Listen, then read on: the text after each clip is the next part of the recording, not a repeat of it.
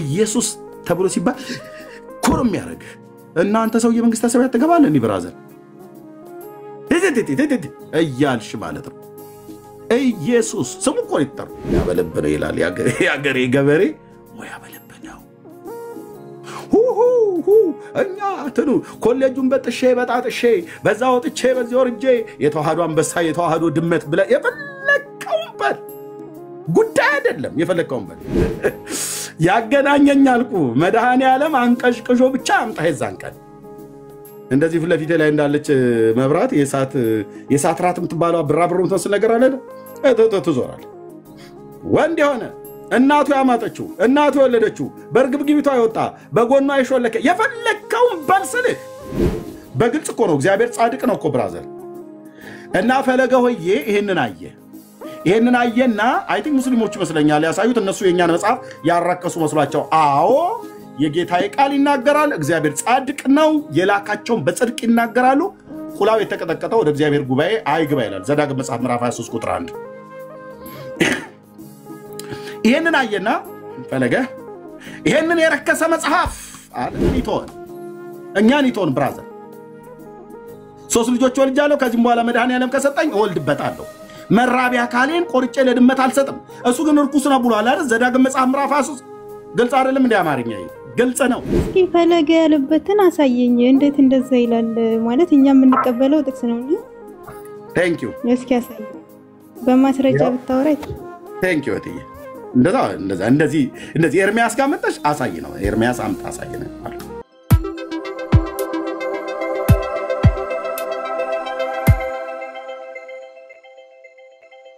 5000 ሰው ወንድና ሴት ማነው ሴትና ህፃናት ሳይቆጠሩ 5000 ሰው ተከትሎት ግር ብሎ በሺ ብትመታው እኮ 5 ቸርች ማለት ነው በ500 ምትመታው 10 ቸርች ህዝብ ማለት እኮ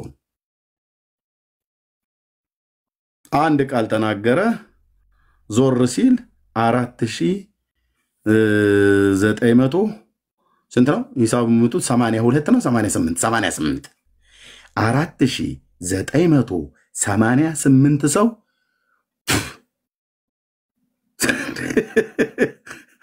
አንድ ቃል ተናገሩ ግማሹ አሳ በልቶ የበላውን አሳ ስቴኪን ይዞ ይጎረጉር ነበር እየጎረጎረ የሚከተለኝ ነበር ስጋዬን ያልበላ ደሜን ያልጠጣ ብለው ሲል የሚያስጨንቅ ንግግር ነው ብለው ነው ተታውተ ሄዱት ጽድቅ ብራዘር የለመዱ ያውቋታል የጽድቅ ህይወት እኮ አልኩ የቅድስና ኑሮ የጽድቅ ህይወት የሚባል ነገር አለ 12 ሰው ሲቀርብ አንተ እኔ በሆን ቀልቤ ነው የሚገፋፋው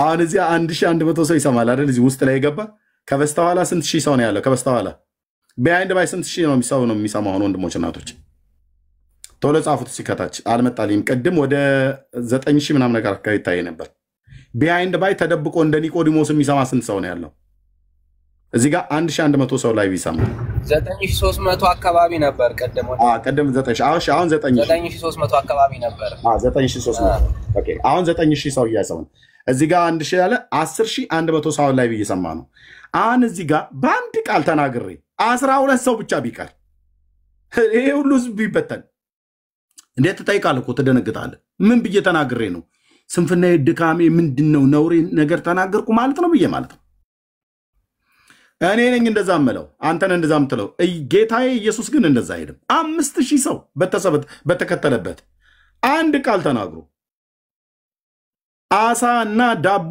አብልቷቸው ስቴኪን የጥርስ መጎርጎሪያ የበሉበት አይነት ነገር ሰው ከበላ በኋላ ጥርሱን በዛ ዘመን በምን እንደሚጎረጉሩት አላውቅም ብቻ በስንጥር የሚሆን በምን የበሉትን ያስወጣል አይደል ብቻ እንደዛ እያሉ እያጋሱ እጃቸውን ወዲያውኑ ታጥበው ምናምን ነገር ወዲያውኑ አሳ አብልቶ ስጋዬን ብሉ አለ ምን ቢያረ በጣም ነው የሚያስጨንቀኝ ንግግር በጣም ነው የሚቀፈው ሲያስጠላ ምናምን ነገር እያሉ ነው ሄዱት አየህ እና ቃፊን በቆረጠው ምን ሆኜ ነው ብሎ አላለም የጻኑ ከሱ ጋር ተከተሉ 12 ብቻ ሌላው ዝም ብሎ ነው የተግበሰበሰው ማለት ነው ዝም ብሎ የተግበሰበሰ ተከታይ ደቀ መዝሙር የጌታ ደቀ መዝሙር ተብሎ ይጠራል። 5000 ማለት ነው። ስታበጥረው ግን በአንድ ቃል ንጉሱ ራሱ ሲያበጥረው መንሹ በእጁ ነው አውድማውን ፈጽሞ ያጠራዋል እኮ ብሎ ይላልና በአንድ ቃል ሲያበጥረው ትቶ ሄደ ማለት ነው። እናንተስ ልትሄዱ ትወዳላችሁ ብሎ እነ ጴጥሮስን ጠይቃቸው። አንተ የዘላለም የህይወት ቃል አለህ፣ የትም አንሄድም ማለት የትም አንሄድም። ሌሎች እኮ ሲሄዱ እስራኤላውያን ወገኖቻቸው ነበሩ። እነ ጴጥሮስም መሄድ ይችሉ ነበር። አሁንስ አወቅሽ ሲሏት መጽሐፏን አጠበች ብለው የሚል ተረት ተርተው ኢየሱስ ላይ ሊሄዱ ይችሉ ነበር። እና ቢሄዱበት ኢየሱስ ብቻውን ቢቀር ጭር ይልበት ይመስላል። በፍጹም ብራዘር፣ ለሙታን ህይወትን የሚሰጥ የሌለውን እንዳለ አድርጎ የሚጠራ የአብርሃም አምላክ መሆኑን ያ የ33 ዓመት ወጣት የሌለውን እንዳለ አድርጎ የሚጠራ ለሙታን ህይወትን የሚሰጥ የአብርሃም አምላክ መሆኑን ብዙዎች አልተገነዘቡትም። እዛ ጋር የሚያወራ የ33 ዓመት ወጣቱ ያህዌ ነው ተብሎ ቢባል ማን ያምናል? እቺ ጭንቅላት እንደ ሩዝ ትንሽ የሆነ ጭንቅላት ትፈነዳለች። ያ የ33 ዓመት ወጣት ከድንግል ሴት የተወለደ እሱ እኮ ማለት ያህዌ ነው እኮ በሲና ሕግን የሰጠ ከአብርሃም በፊት አለው እኮ ብሎ ሲል አምላክ ነኝ እያላቸው ነበር። ከዘላለም ነበርኩ እያላቸው ነው። እና ገብቷል። ልጅ እኮ እሱ እኮ ማለት የማርያምና የዮሴፍ ልጅ ብቻ ብለህ እዛ ጋር ታሪኩን የምታቆምበት አይደለም። እሱ ማለት እኮ አምላክ ነው ብሎ ሰዎች መጥተው ቢነግሩን እግዚአብሔር አይነን ካልከፈተ በስተቀር እንዴት ታምናለህ? ብራዘር እንዴት ታምናለህ? አንድ የ33 ዓመት ወጣት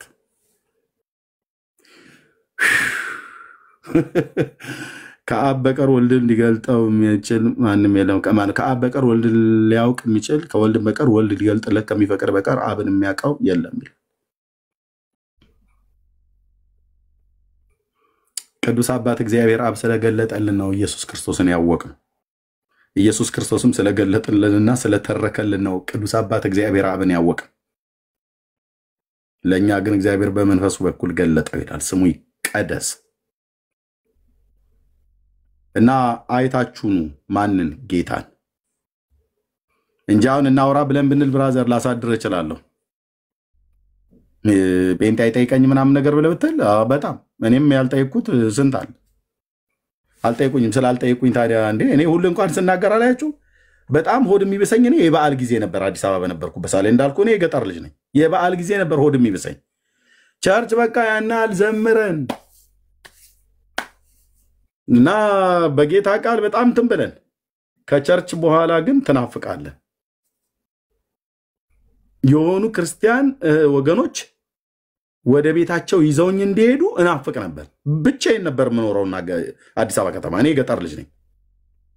እናቴ ጋር እንዳልሄድ አርሲ ውስጥ ነው፣ ርቀት አለ፣ ገንዘብም ደግሞ የለም።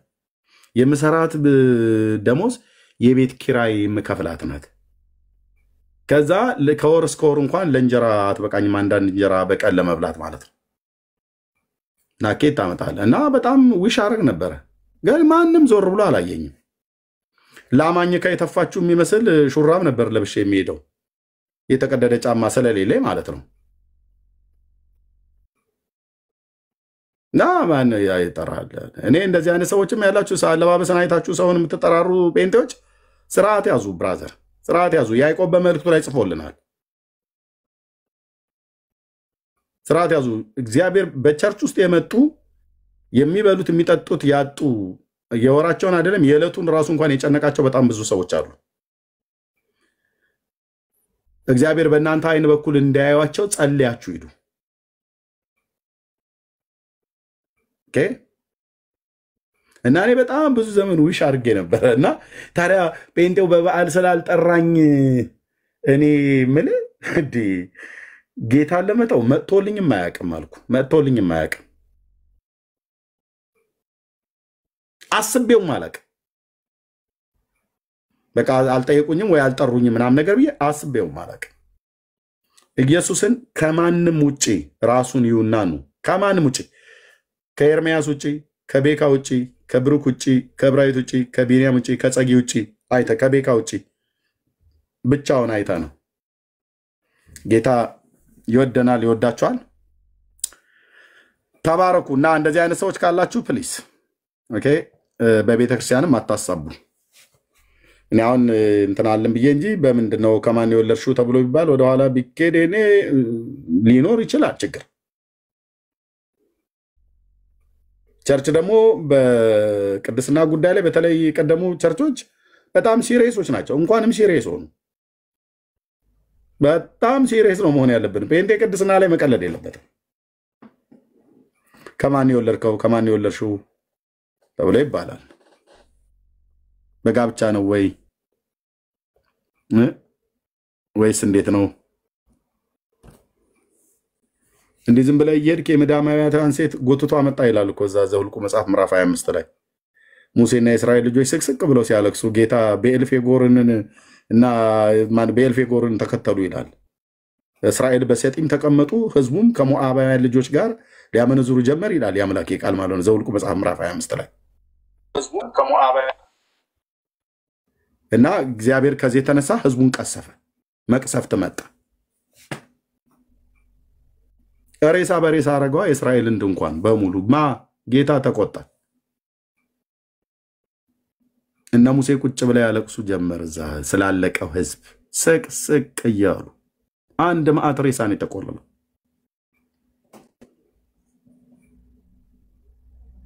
በዚህ ሰዓት ላይ አብሮ ማልቀስ የሚገባው አንድ እስራኤላዊ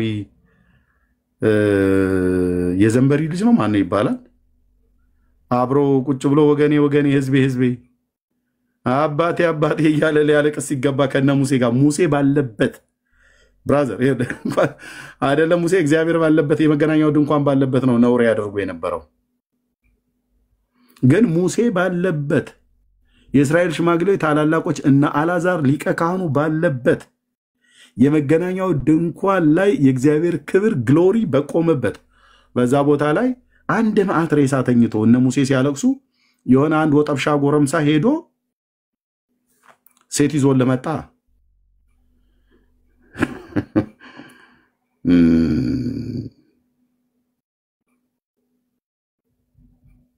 የአልዓዛር ልጅ ፊንሐስ አየው ይላል ያዩሃል አልኩ የሰራዊት ጌታ እግዚአብሔር ውስጣቸውን በበቀል ሰዓት ነግሬያለሁ ጴንጤ ወንድሜ እየሰማኝ ነው ነግሬያለሁ እኮ ነው ብየምለ ነግሬያለሁ ማን ይባላል መሰለ ስሙ የዚህ ሰውዬ ስም እነሆም ከእስራኤል ልጆች አንዱ ይላል መጥቶ በሙሴና በእስራኤል ልጆች ማህበር ሁሉ ፊት ምዳማዊቱን አንዲቷን ሴት ወደ ወንድሞቿ አመጣት እነርሱም በመገናኛው ድንኳን ደጃፍ ያለቅሱ ነበር ይላል እነሱ ለሬሳ ያለቅሳሉ እሱ ደግሞ ሴት ያመጣል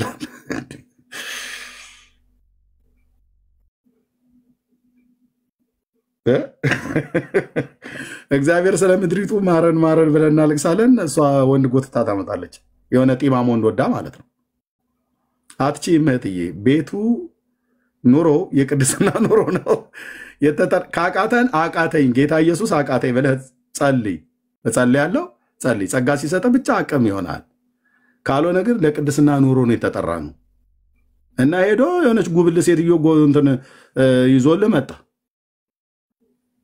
የሰውየው የልጁ ስም ማን ነው የሚባለው ራሱ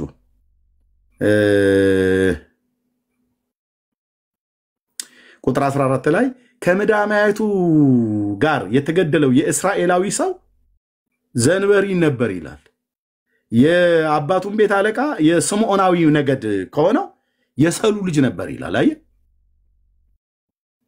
ወጠብሻው ዘንበሪ ሙሴ ባለበት እግዚአብሔር ባለበት የእስራኤል ሕዝብ አንድ ማዕት ሬሳ በተቆለለበት ሬሳ ባለበት እኔ እንትን ምን እንዴትስ ነገሩ መጣለት ነው የሚል ሐሳቡ ራሱ እንዴት መጣለት አንተ ሬሳ አስተኝተህ ከሴት ጋር ዝሙት ለማድረግ ሴት ፍለጋ ይኬዳል እንዴ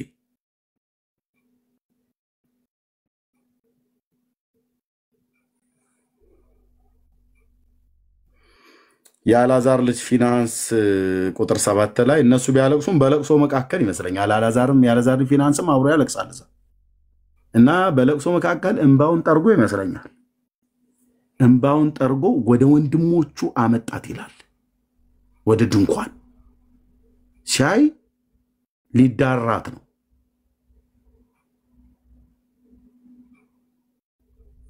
ተከታተለና ጦሩን አንስቶ ተከታተላቸው ይላል ኪዳኑ ስለሚፈቅድ የሁለቱንም ሆዳቸውን ወጋቸው ይላል እዛው በተኙበት ማለት ነው ኪዳኑ ይፈቅዳል እዛ ላይ አሁን ነው ኪዳኑ የማይፈቅደው አሁን የምንወጋው በጦር ሰውየውን ሳይሆን የጸነስከውን የኃጢአት ጽንስ በእግዚአብሔር ቃል ሰይፍ እንወጋለን ማለት ነው በእግዚአብሔር ቃል ሰይፍ ኃጢአትን አፖርሽን እናደርገዋለን ማለት ነው ዝሙትን አፖርሽን እናደርገዋለን በእግዚአብሔር ቃል ሰይፍ ምኞት ጸንሳ ኃጢአትን ወለደች አይደል ብሎ የሚለው እሱን እንዳይበቅል አድርገን እናመክነዋለን በምን ስለዚህ ቸርች ከየት ነው የወለድሽው ከየት ነው የወለድከው ተብሎ ሲባል እኔ ከፈለኩበት ልውለድ ብቻ እናንተ ጸልዩልኝ አይባልም ከየት ነው የወለድከው ከየት ነው ያመጣው ከየት ነው ያመጣሽው ከማን ነው የወለድሽው ምን አገባ ፓስተር ከማን ነው የወለድሽው እኔም በእውን ጠይቃችኋለሁ በቸርች ውስጥ ስለማገለግል ማለት ነው ቀልድ የለም ቀልድ የለም ደስ ቢለኝ ጴንጤ እዚህ ላይ ነው አቋሙ ቀልድ የለም የራእይኪ አይነ ሞት ወይትረከብኪ ኩነኔ እያለን እዚህ የለም እዚህ አይሰራም እስኪ ታወቀብህ ድረስ ልታምታታ ትችላለህ የታወቀብህ ቀን ግን ፓስተሩ ይይዛል ሽማግሌዎች ይይዛል ስለዚህ በዚህ ምክንያት ስትመከሩ ስትገሰጹም ብላችሁ ቸርች ምናምን ነገር ብላችሁ የምታኮርፉ ሁሉ ይቅርታ ወንድሞቼ እኔ ቸርች ያለችው ነገር ትክክል ነው አንድ ሰው እንዲሰናከል ብለው ጥፋትን አያረጉም ለማለት ነው ጸጋ ይብዛላችሁ እቺን ጥያቄ እየጠየቅኩ ነበር ትንሽ ጊዜ መቆየት እንችላለን ይሄው ቃል ለምድር ለሰማይ ሞተን እንገኛታለን ኤርሚያስ ላንተም ይመልስልህ የለም ያሉ ይመስላሉ ኦርቶዶክሳውያን ወገኖቼ አላያችሁትም አላየንም የት ነው ያለው አክሱም ጽዮን አንተ አይተዋል አላየሁትም መነኮሳቱ ካህናቱ አይተውታል አላዩትም ጳጳስስ አላየው ማንንም የሚያዩታል አንድ መነኩሴ ብቻ እንዴት ነው አንድ መነኩሴ እየጠበቀው ብቻ የሚለው ምን እንደሚያደርገው መነኩሴ እየጠበቀው ያጠነለት መነኩሴ ይጠነለት ብሎ ያለው እግዚአብሔር የቱ ጋር ነው ታቦቱ እንዴት ነው የመጣው በለስተን ለልጁ ለሰለሞን ስጦታ ሰጥቶት ሰለሞን ማንን ነው የወለደው ሚኒሊክ ቀዳማዊ ሚኒሊክ የሚባለው የንግስት ሳባ ልጅ ነው አዎ የዳዊት መንግስት ማለት የሰለሞን መንግስት ነው አይደል ይዞት የመጣው አዎ ይሏል የዳዊት መንግስት ራሱ የለችም ያኔ መንግስቱም ታቦቱም እኛ ምድር ላይ መጥቷል ይሏል ለዚህ ነበር የኢትዮጵያ አጼዎች ሞ አንበሳ ዘእምነገደ ይሁዳ እያሉ ሲጠራሩ የነበሩት ማለት ነው ድራሻቸው ጠፋ ሞ አንበሳ ዘእምነገደ ይሁዳ ብለ ድራሽ ሲጠፋ ይታይ ቀዳማዊ ኃይለ ሥላሴ በል አጼ ቴዎድሮስ በል አጼ ምኒልክ በል አጼ ዮሐንስ በል ዳራስ ይዛለው አልኩ እንደ ደብረ ብርሃን በግ በራስ ታሪክ እንዴት እንደምነዳ ያቃል እዚህ መዳን ያለ ምስክሬ ነው እዚሁ አውላላ ሜዳ ላይ በተጻፈ ትብ ረምተለው በተጻፈ አምጣ መረጃ አይኔን እያየህ አውራኝ እልሃለሁ አምጣ መረጃ እላለሁ አዎ መጥቷል አክሱም ነው ያለው ታቦቱ አዎ ታቦቱን ጽላቱም መጥቷል 3000 ዓመት ሲኖር አንድ ኢትዮጵያዊ ያላየው ታቦቱን አለ ይሉሃል ይሄንን ለማረጋገጥ ብራዘር የሀገሬ የገበሬዎቹ የኛ የባላገሮቹ ተረት አለ ላም አለ በሰማይ ወተቷንም አላይ ብሎ የሚል ማለት ለአንተ ሉቃስ ማቴዎስ አይደለም አለ ለመስቀሉ ማነው ታቦቱ አለ ይሏል የት ግሼን ማሶሪ አክሱም አይተዋል አንተ አላየውም ጳጳስ አይቶታል አላየውም ካህናት አይቶታል አላዩትም ህዝብ አይቶታል አላየውም ታዲያ ማን ያየው አንድ የሚጠብቀው መነኩሴ ያ መነኩሴ ሲሞት ሌላ መነኩሴ ይተካል ይያሉ ደብን 3000 ዓመት ኑ ተጠየቁ በዚህ ጉዳይ ላይ ዲቤት ጥሪ ስንቱን ጠራ አንድ ሰው አንመጣም ቃል ለምድር ለሰማይ አንመጣም ከመጡስ ዓለም አደባባይ ላይ ይገልጠዋለሁ በዚህ አረስት ጉዳይ አወራለሁ ብሎ ልቡ የተነሳሳ የፎከረ የሸለለ ቀረርቶ ያሰማ ኦርቶዶክሳዊ ሚዲያ ላይ ካገኛችሁ ደውሉልኝ ድንገት ነው የሚሆነው ብራዘር። ይሄ መብረቃዊ ጥቃት ይባላል አይደል? ዲቤቱ ድንገት ነው የሚሆነው። ድንገት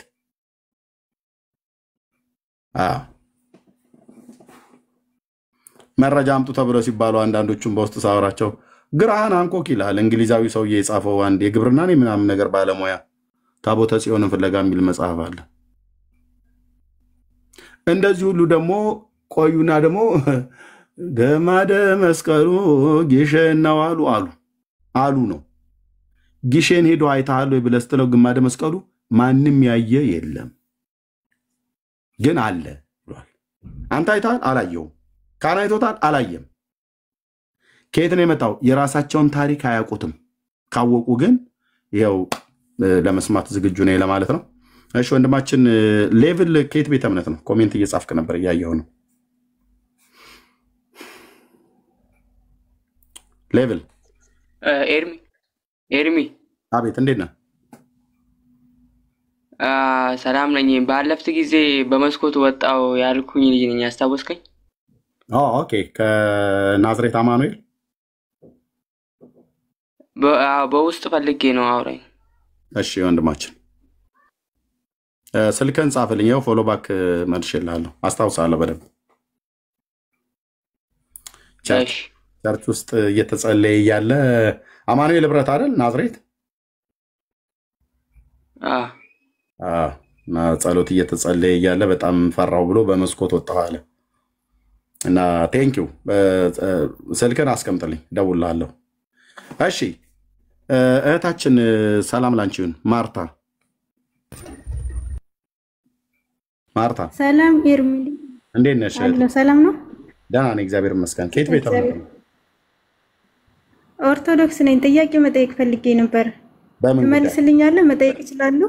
በምን ጉዳይ? እኛ ስለ መስቀሉ ጥያቄ ይዘን ነበር። ስለ ደመራ መስቀል፣ ለመስቀል ደመራ የምታከብሩበት። እኔ የእውቀት እንኳን የለኝም። ቀደም ጌታን ለመቀበል ፈልጋለሁ ስትል ነው እኔ ነኝ ያስገባዋትና። ኦኬ ማርታ እንደዛ ስቲ ነበር ቀደም በኮሜንት። እኔ እኮ ጌታን ተቀብያለሁ፣ ግን ለእናንተ ጥያቄ ስላለኝ ነው። እኔ በ80 ቀን ጌታን የተቀበልኩት። ቀደም ስጽፍ የነበረው ምን ነበር? ጌታን ለመቀበል ስቲ ነበር፣ ለዛ ነበር ያስገባንሽ። እሺ ጌታን ተቀብያለሁ። አመሰግናለሁ። ጥያቄ መጠየቅ ፈልጌ ነው። ርዕስ አለን ግን ተጠይቅ ወንድምነት። እሺ ርዕስ አለን ከፈለግህ ተቀበላት። እሺ ወንድምነት። እሺ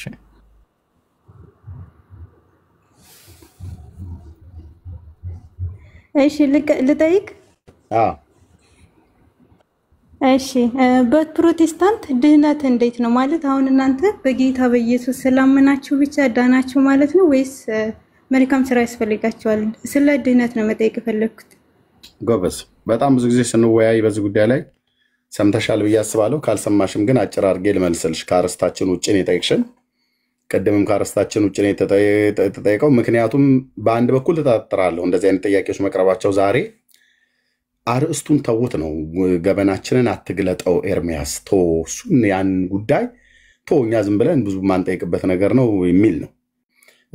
አሁን አርእስት አድርጌ ነገረ ድህነት ላይ በጣም ብዙ ጊዜ እኔም ቤት ቤካዬም ቤት እንደዚሁም ዳንዬ ቤት ወንድም ነጋ ስንከፍት ነገረ ድህነት ላይ መታችሁ አትጠይቁም።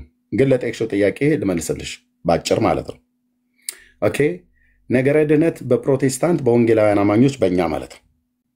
እንዴት ነው ብለሽ ካልሽኝ፣ ኦኬ፣ ነገረ ድህነት በእምነት ነው። ሰው የሚድነው በእምነት ነው። በምን አይነት እምነት? በእግዚአብሔር ልጅ ላይ ባለን እምነት ማለት ነው። ያንን እምነት ኬታ አመጣዋለሁ ብለሽ ብትይ ከመስማት ነው የምታመጪው። ቅዱስ ጳውሎስ በሮሜ መልእክቱ መጽሐፍ ምዕራፍ 10 ቁጥር 17 ጀምሮ ባለው ክፍል ላይ የሚናገሩ ማለት በተለይ ከቁጥር 10 ከቁጥር 9 እስከ 17 ድረስ ባለው ላይ ማለት ነው። ኢየሱስ ጌታ እንደሆነ በአፍህ ብትመሰክር እግዚአብሔርም ከሙታን እንዳስነሳው በልብህ ብታምን ትድናለህ ይላል። ልብ በይ።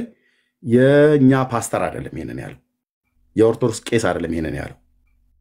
ይሄንን ያለው ታላቁ ሐዋርያ ቅዱስ ጳውሎስ ነው። ይሄንን ሲናገር የተናገረው በመንፈስ ቅዱስ በመነዳት የጻፈው ቃል ነው።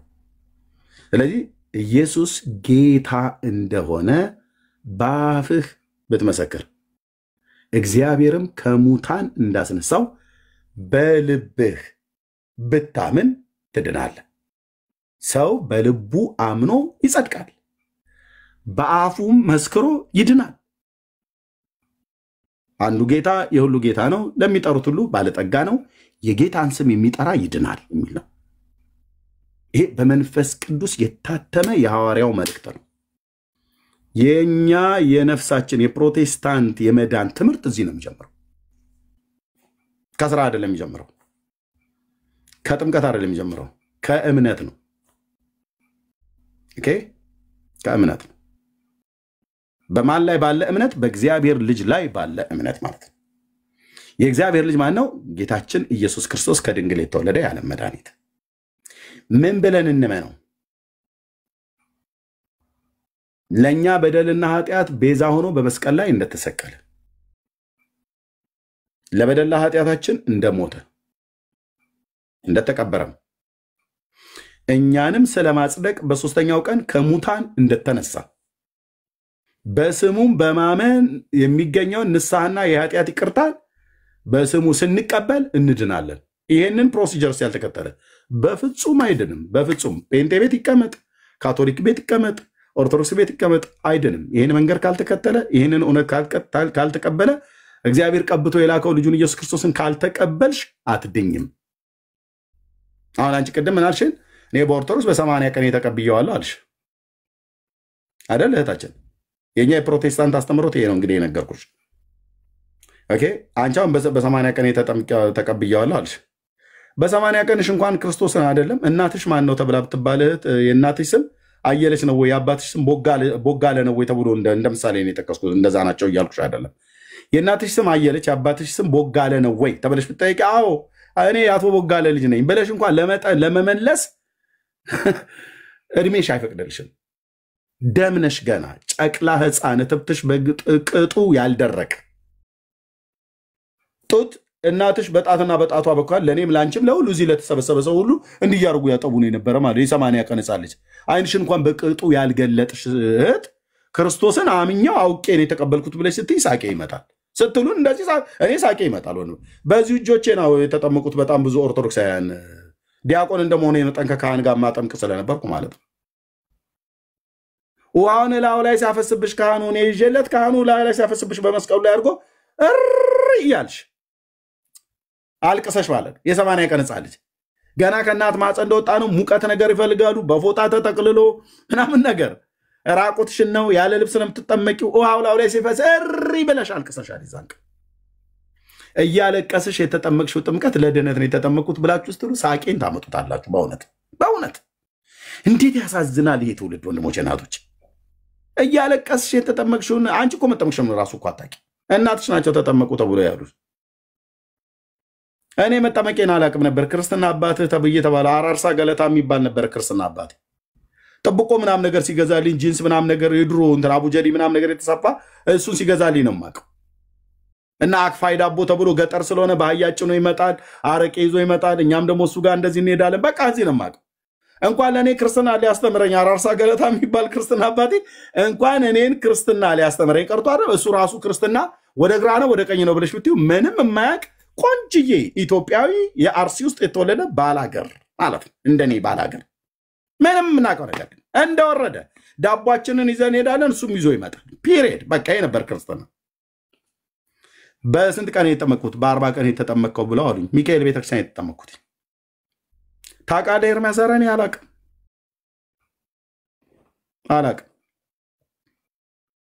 ኢየሱስ የሚል ሰው እኔ ቆይቼ ነው የሰማሁት ብራዘር። ያውም ኢየሱስም ተብሎ ሲባል እንደዚሁ በገናና በፋሲካ ነው ወይ በየቅዳሴው ወይ በየጸሎቱ መካከል እንደዚህ ይጠራል።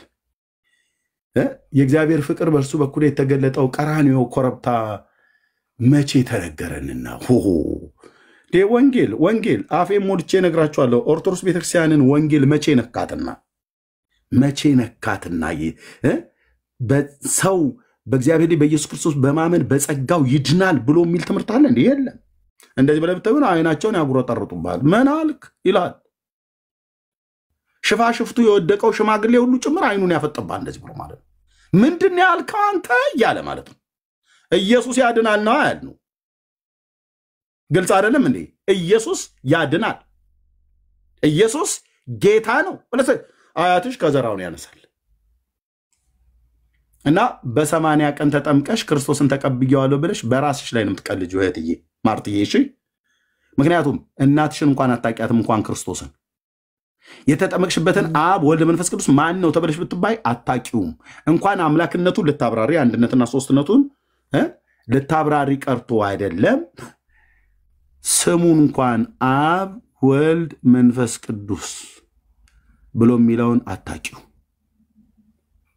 ስለዚህ ኦርቶዶክሳውያን በራሳችሁ ላይ ፕራንክ እያደረጋችሁ ወይ ደግሞ ሙድ እያያዛችሁ ነው። የማታውቁትን ጌታ ባላወቃችሁበት ጊዜ አውቄው ተቀብያለሁ ብላችሁ ስትሉ እኔ በግሌ ከራራውልሽ እነግርሻለሁ፣ ካልሆነ ግን እስቀብሻለሁ።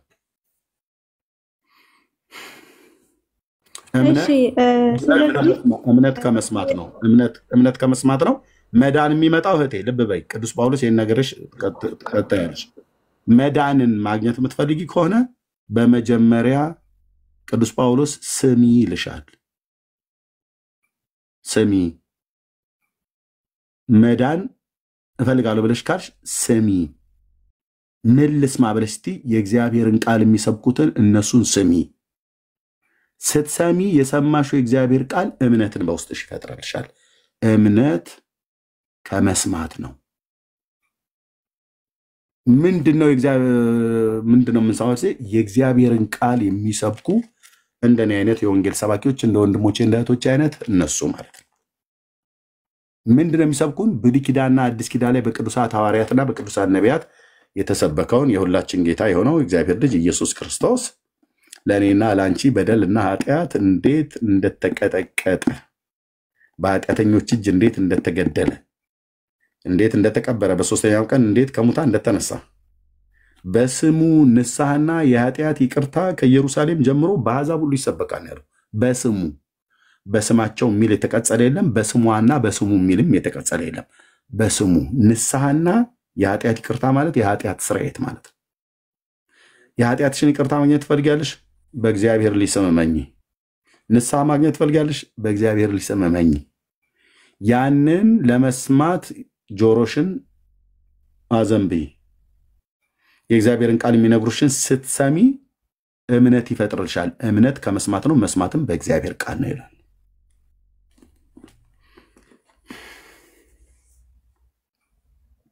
ኦኬ። ስለዚህ እናንተ በጌታ በኢየሱስ ስላመናችሁ ብቻ ድናችኋል። የሰው ልጅ አሁን ብዙ ጥፋት ያጠፋል። ቀን በቀን ኢቭን መሳደብ እንኳን ኃጢአት ነው አይደለ? ይሄንንስ እንዴት ታዩታላችሁ? አይመለከተንም። እኛ ስላመኑ ሰዎች እንጂ ስለ ሰው ልጆች አይደለም የምናወራው። እኔ ስላመኑ ሰዎች ነው የምነግርሽ እኮ። መልካም ስራ አያስፈልግም ወይ ለመዳን? ማመንና መልካም ስራ ለመዳን አያስፈልግሽም። ለመዳን አያስፈልግሽም። ለመዳን እምነት ነው። እሺ፣ የምንሰራው ኃጢአትስ ወይ ተሱኛ ልመጣልሽ ነው እህቴ። ለምሳሌ ቆይ አሁን እኔ አንድ ጥያቄ ልጠይቅሽ። አንቺ እናትና የአባትሽ ልጅ ነሽ አይደል ማርትዬ? እናትና አባትሽ ቤት በነበርሽበት ሰዓት ላይ ይቅርታ ይህን ቋንቋ ስጠቀም እየሄድሽ የፈለግሽበት ቦታ ታድሪ ነበር? ከፈለግሽ ወንድ ጋር ታድሪ ነበር? አላድርም። ተሰርቂ ነበር? አይ አልሰርቅም። ግን አሁን የጠየቅኩ የሰው ልጅ ያጠፋል። አሁን ለምሳሌ ተሳድቤ አውቃለሁ። መሳደብ ደግሞ እኔ ያልኩሽ መልሽ። ለምንድን ነው ከፈለግሽ ወንድ ጋር እናትና አባትሽ ቤት እያለሽ ከፈለግሽ ወንድ ጋር ለምንድን አታድሪም ነበር? ለምን አሰርቂም ነበር? የፈለግሽውን የማድረግ ለምን አትችይም ነበር? አይ ልጅ ስለሆንኩኝ ይህንን እኮ የሚያደርጉ የሚያጠፉ ልጆች እኮ አሉ አይደል? የማሊ ስለሆንሽ እኔ ከጠየኩት ጥያቄ ጋር እኮ አንተ የሚጠይቀኝ አይገናኝም። በደንብ የሚገናኘው እኔ ለእኔ ታይለኝ። እኔ ሰባኪ እኮ ነኝ። ሰባኪው ጠቢብ ስለሆነ ይላል መክብብ መጽሐፍ ምዕራፍ 12 ላይ ሰባኪው ጠቢብ ስለሆነ ብዙ ምሳሌዎችን ፈለገ፣ መረመረ፣ አስማማ ይላል። ለእኔ ታዩ እሱ ነው የትዬ ምሳሌው ለእኔ ታዩ ያልኩሽ። ለምንድነው እንደዛ የማታደርጊው? እናትና አባትሽ ቤት በነበርሽበት ሰዓት ላይ እኔ ሰባኪ ነኝ። ሰባኪ ስለሆንኩኝ የማይገናኝ ፈጣሪን የሚፈራ ሴት ነኝ። የሚያጠፉ ሰዎች ኦኬ። እኔ አሁን የጠየቅኩ ማለት ነው የሰው ልጅ ይሰርቃል ሊያጠፋል እኛ ኃጢአተኞች ነን ስለ ሰው ልጅ አይደለም እኔ ስለ አንቺ ነው የጠየቅሽ አንቺ ስለ አንቺ ስጠይቅሽ ስለ ሰው ልጅ አትበይኝ አይመለከተኝም እኔ ስለ ሰው እሺ ስለ አንቺ ነው አሁን እያወራሽ ያለሁት ስለ አንቺ ነው ምሳሌ ልስጥ ለምሳሌ እኔ ምሳሌን ሳትመልሽልኝ ለምን አንቺ ምሳሌ ትሰጪኛለሽ አልፈልግሽም ማለት ነው እኔ እኮ ምሳሌ ጠይቅኩሽ ማርቲ ምን ብዬ እናትና አባትሽ ቤት እያለሽ ለምን እንደማታመነዝሪው ለምን ነው ወጥተሽ ማሰርቂው ለምን ነው ማትደባደቢው ለምን ነው ሰው ማትገዩ ለምን ነው ኃጢአት ስለሆነ አንድ እግዚአብሔርን ስለምትፈሪ አይደል ያ ሁለተኛ ቤተሰብሽንም ስለምታከብሪ አይደል ትክክል እንደዛ ብታረጊ ቤተሰብሽን ታሰድቢያለሽ አታሰድቢም ብትሰርቂ ብታመነዝሪ ብትዋሺ ምን ታሰድቢያለሽ አታሰድቢም አሰድባለሁኝ ግን እኔ ተጠየቅኩት ጥያቄ ጋር እኮ አይገናኝም ለእኔ ታዩ እንዴ ስንቴ ልንገርሽ ለእኔ ታዩ እኔ ነኝ ሰባኪው የሚገናኝ ምሳሌ የሚስማማ ምሳሌ ማምጣትና አለማምጣት የእኔ ሰባኪው ለእኔ ታዩ ይሄ የእኔ ስራ ነው እኔ ነኝ ሰባኪው የጠየቅኩሽ ጥያቄ አንደኛ እግዚአብሔርን ስለምትፈሪ ነው ማርቲ ሁለተኛስ የእናትሽና የአባትሽ ልጅ ስለሆንሽ እንደዚህ ብታረጊ ወላጆችሽ እናትና አባትሽ ምን ይልሻል ደግ ሰየው የኔ ልጅ እንኳን አመነዘርሽ እንኳን ዋሸሽ እንኳንም ገደልሽ ብለው ይሉሻል ወይስ ምን ይሉሻል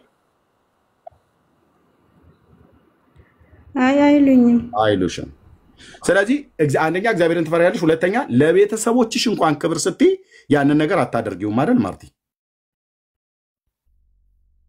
ያ አላደርገውም ግን የሰው ልጅ ስህተት ይሰራል እኔ ስለ ሰው ልጅ አልወጣኝም ስለ ሰው ልጅ ይሄ መደዴ ስለሆነው ትውልድ እኔ አልወጣኝም ካንቺ ጋር ነው የማወራው የሰው ልጅ የሚባለው ውስጥ አትደበቂ የሰው ልጅ ስንት አለ ሰይጣን ሁለት እግር ያለው ግን ሰይጣን እኔ ስለተሰራና ስለኔ ነው የማወራው ስላንቺና ስለኔ በ80 ቀኔ ጌታን አውቄዋለሁ ብለሽ ስላልሽው እህት ነው የማወራው ኦኬ ስለ ሰው ልጅ አትበይ ስለ ሰው ልጅ ማሰንት አለ ሁለት እግር ያለው ሰው በኔና ባንቺ አምሳል የተፈጠረ ሰው ሰይጣንን የሚያገለግሉ ክፋትን ጸንሰው ከልባቸው ጸንሰው የሚያወጡ ስንት ሰዎች አሉ አይመለከትሽም ስለነሱ አይመለከተም ስለነሱ እነሱ እንደዚህ ሲመጡ በግል እንጠይቃቸዋለን አንቺ ግን ያንን በደልና ኃጢአት ማታደርጊው አንደኛ ጌታን ስለምትፈሪ ነው ሁለተኛ ቤተሰብ አለሽ እናትና አባት ስላለሽ ለእናትና ለአባትሽ ለስማቸው ክብር እንኳን ትጠነቀቂያለሽ ጎረቤት ሄደሽ እንደፈለሽ አታደርጊም ማለት ነው ኦኬ ልክ እንደዚህ ሁሉ ይኸውልሽ እህቴ እኔ ጌታን ከተቀበልኩ በኋላ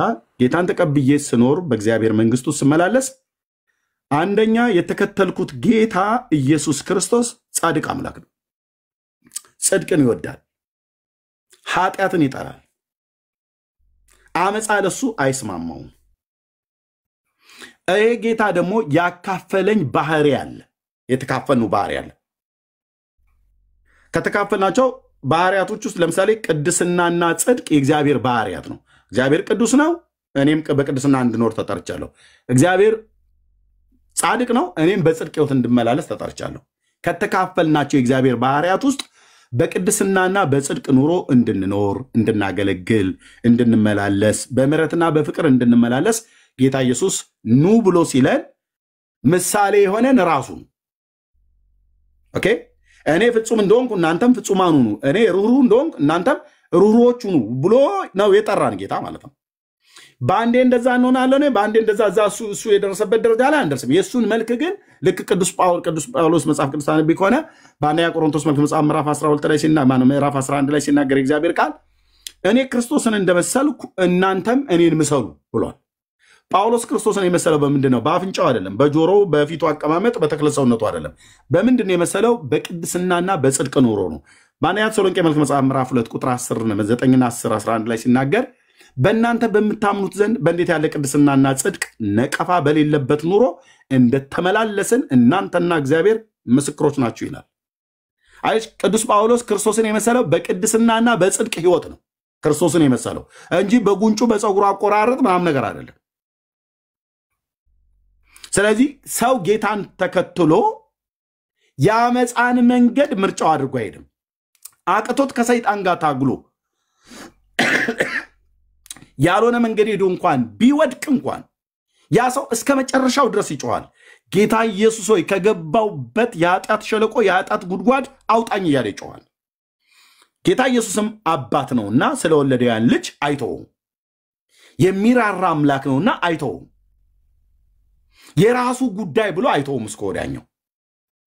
ማንም ሰው በልጁ ላይ የሚጨክነ ስለሌለ ማለት ነው።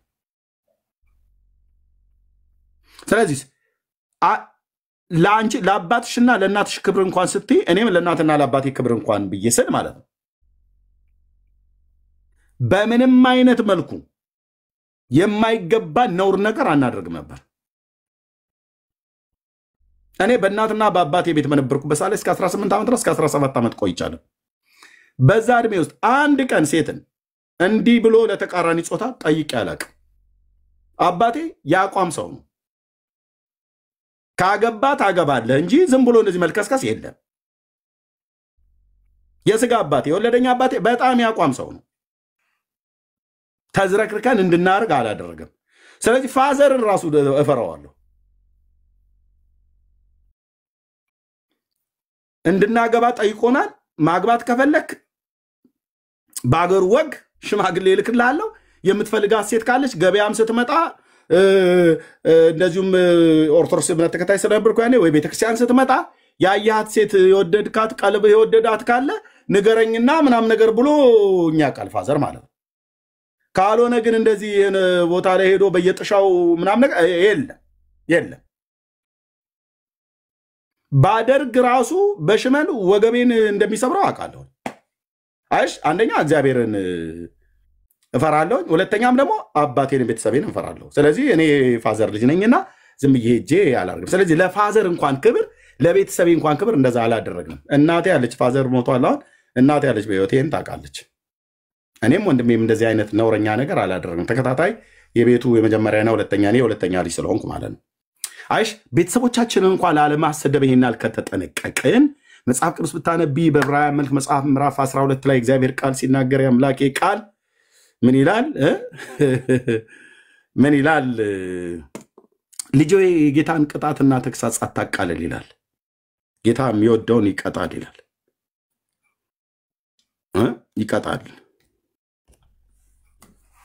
ይቀጣል ይላል የሚወደው። ቅጣት ለጊዜው ደግሞ ደስ የሚያሰኝ አይደለም። እና የሥጋ አባቶቻችን መልካም መስሎ ለታያቸው ለጥቂት ጊዜ ቀጥተውን ነበር ይላል። ለጥቂት ጊዜ ቀጥተውን ነበር። በሁለት ጉንጫ አታኝክ ተብዬ ተቆንጥጫቃለሁ። በደንብ አድርጋ ማዘር ገብታ ፍትፍት አድርጋ ጭናችን ስር ሁሉ ጭምር ማለት ነው። ሰው ፊት ሄዳ አትቁረስ። ሰው ሲናገር ችኩል አትበል። ታላላቅ ሲመጣ ተነስ ከተቀመጥክበት ቦታ ላይ። በእውነት እናቴ አባቴ እኔ እንደዚህ ያሳደጉኝ በእንዲህ አይነት ኢቲክስ ነው ያደግኩት። ዝም ብዬ ሰው የገጠር ልጅ ነኝ ብዬ ስለ ዝም ብሎ እንደ ደጋ ፈረስ ያደግኩ መስሎ ከሆነ እኔ ጌታ እግዚአብሔር ምስክር በኢቲክስ ብለህ ካልክ ከተማ ውስጥ ካደገ ሰው ይልቅ የገጠሩ ያደገ በጣም በብዙ እንበልጣቸዋለን። ምንም አታመጡም ከተሞቹ። እውነቱን ስነግርህ ማለት ነው። የገጠር ልጅ በኢቲክስ በጣም ይበልጣቸዋል። እኛ እናትን እንዴት አድርገው እያልን እየተሳደበን አይደለም ያደግነው። እናት ክብር አላት። እናት ክብር አላት።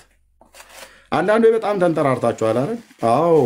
አዎ እኔ ነኝ የነገርኳችሁ። እሺ እኔ ነኝ የነገርኳችሁ። የገጠር ልጅ መሆኔ እኔ ነኝ የነገርኳችሁ። ምንም እኮ አታመጣም አልኩ። ምንም። እሺ ትምህርቴንም 7ኛ ክፍል እንደተውኩ እኔ ነኝ የነገርኩ። ግን ንቀህ ስትመጣ እንደባለፈው ቀረርቶ ፉከራ ናም ነገር ብሎ የሚለው አለ አይደል? ስትመጣ ያገናኘኝ መድኃኔዓለም ሜዳው ላይ ያገናኘኝ።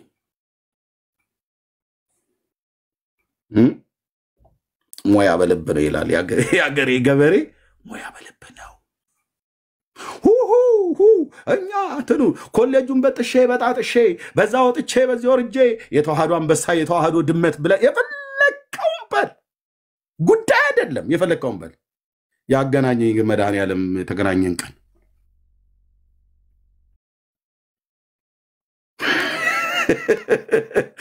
ያገናኘኝ አልኩ። መድኃኔዓለም አንቀሽቅሾ ብቻ አምጣህ የዛን ቀን እንደዚህ ፊት ለፊቴ ላይ እንዳለች መብራት የሳት ራት የምትባለው ብራብሮ ምትመስል ነገር አለ። ትዞራል። ወንድ የሆነ እናቱ ያማጠችው እናቱ የወለደችው በእርግብግቢቷ የወጣ በጎኗ የሾለከ የፈለከውን በል ስልህ የፈለከውን በል። ገጠሬው ሰባኪ አጋድመሃለሁ አልኩ አውላላ ሜዳ ላይ በምን ዕውቀት በሰባተኛው ክፍል ተማሪ ከገጠሪቱ ኢትዮጵያ በበቀለ በቀድሞ የኢትዮጵያ ኦርቶዶክስ ክርስቲያን ዲያቆን የነበረ ተምሮ ቀዳሽ የነበረ አሁን ግን በጸጋ የክርስቶስ ወንጌል የሚያገለግል እምነቴ ነብይ የምልህ እውነቴ ነብይ የምልህ እንደ ጎልያድ እዘርሃለሁ አልኩ በአደባባይ ላይ በምን ናና ሞክረኝ ይላል ያገሬ ከበሬ ናና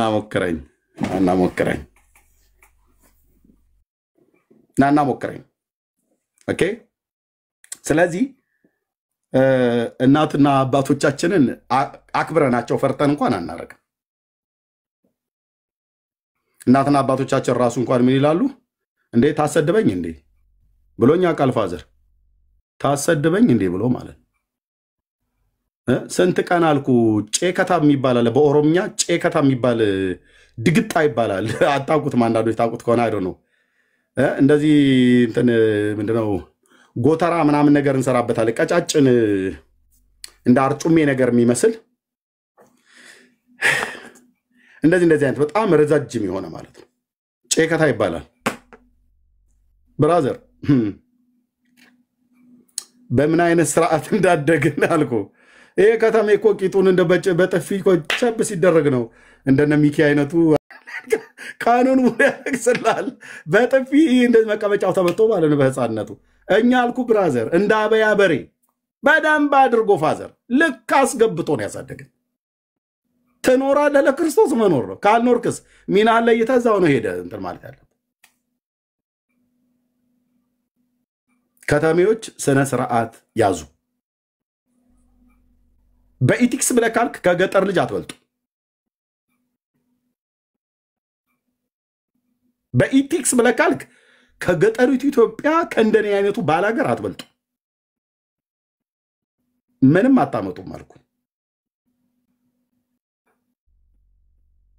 እና ለቤተሰቦቻችን ክብር እንኳን ስንል አናደርገው ከተማም ተወለድ ገጠር ውስጥ ለቤተሰቡ ክብር ሲል ቤተሰቡን የሚፈራና የሚያከብር ትውልድ አይ ቤተሰቤን አሰድባለሁ ብሎ ይጠነቀቃል ታዲያ በክርስቶስ ከተጣርቼ እንዴት ነው ማመነዘረው ብራዘር አንደኛ ሚስት አለኝ ሚስትስ ባይኖረኝ በክርስቶስ ተጣርቼ ዝም ብሎ እንዳለሌ አህያ ዝም ብሎ ሄዶ አይቻልም እኮ ብራዘር አይቻልም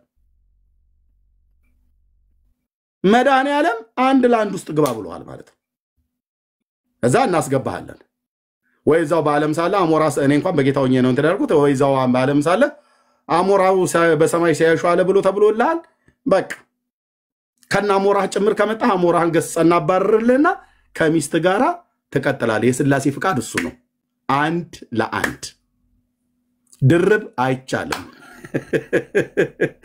እንዴ ድርብ ታቦት ቅዱስ ሚካኤል ቤተክርስቲያንና በሁሉ ደርበው ይለን እሱም ብራዘር ዛው ይደራረቡ አንተ ግን በወይዘሮ አየለች ላይ ወይዘሮ ጸዳለን እንድትደርብ ጌታ ኢየሱስ ስላላዘዘ ይሄን የቅድስና ትምህርት ይሄን የጽድቅ ትምህርት በደንብ አድርጌ ግታለሁ ማለት ነው እየመረህም ትወጣዋለህ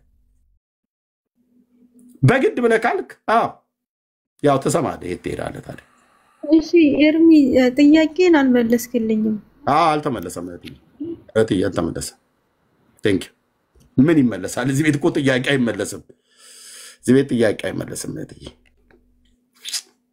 አልሻረ እኔ ልበልሽ እዚህ ቤት ጥያቄ አይመለስም እንዴ እስካሁን ታዲያ ጣፍጦሽ እየሰማሽ ያለሽው ታዲያ ምንድነው እኔ እኮ የጠየቅኩ አሁን እኔ ድንገት ብሳሳት ኦኬ የዛኔ የት ነው የምገባው በመጀመሪያ ልክ ኢየሱስ ልጁኝ በመጀመሪያ ልጁኝ ድንገት ብሳሳት ብሎ የሚለው ኦኬ ሰው ነሽና ልትሳሳች ይቻልሽ በመጀመሪያ በእምነት የእግዚአብሔር ልጁኝ ማርትዬ በእምነት ልጅ ሳትሆኚ ሳትወለጂ ድንገት ብሳሳት የሚባል ነገር የለም ኦኬ ሰው ነሽና ሰውነና እንሳሳታለን በመጀመሪያ አንቺ መሳሳትሽን ከማሰብሽ በፊት ልጅ መሆንሽን አስቢ ልጅ መሆንሽን አስቢ ልጅ የምትሆኝበት መንገድን አስቢ የእግዚአብሔር ልጅ ተብለሽ ተጠርተሻል ወይ እንጂ ጠዋትና ማታ አቡነ ዘበሰማያት ይትቀደስ ስምከ ብለሽ ስላልሽ የእግዚአብሔር ልጅ አይደለሽም ወይ አባታችሁ ነው ብለሽ ስላልሽ በአማርኛ የእግዚአብሔር ልጅ አይደለሽም በእርግጥ ማርታ የእግዚአብሔር ልጅ ናት ወይ ኦኬ ስለመወለድሽ አስቢ እንጂ ስለመሳሳትሽ አታስቢ መጀመሪያ እዚህ ያላችሁ ስለመወለዳችሁ በመጀመሪያ የእግዚአብሔር ልጅ ነኝ ወይ ወይስ አይደለውም? ልጅ ከሆንክ በምን በኩል ሆንክ? እንዴት ሆነ ሆንክ? ኦርቶዶክስ በአደባባይ ከውሃ ነው የምትወለዱት ትላለች። ከውሃ እንዴት ነው የምትወለደው ብራዘር? እግዚአብሔር ከውሃ ልጆችን ወልዶ አያውቅም። በእውነት መድኃኔዓለም ክርስቶስ ምስክር፣ እግዚአብሔር ከውሃ ልጆችን ወልዶ አያውቅም። በእውነት ቃል አስቦ ወለደን ነው የሚለው። በእምነት ነው ሰው የሚወለደው። ስታምኚ ነው የምትወለጀው። እዚህ ጋር አሁን ከውሃና ከመንፈስ ያልተወለደ የእግዚአብሔርን መንግስት አያገኝም ይላልና ያንን ሳትቀበለውም ጥቅሱን መልካም ስራ ለድህነት የሚልም ጥቅስ አለ። እነዛን ጥቅሶች ሳትቀበላቸውም ወይ? ጥቅሱን እቀበለዋለሁ ማርትዬ፣ ግን መጽሐፍ ቅዱስ ላይ ያለሽ ጥቅሱን እቀበለዋለሁ፣ ግን የዮሐንስ ወንጌል መጽሐፍ ምዕራፍ 3 ቁጥር 5 ላይ ከውሃና ከመንፈስ ብሎ የሚለው ውሃ ብሎ የሚለው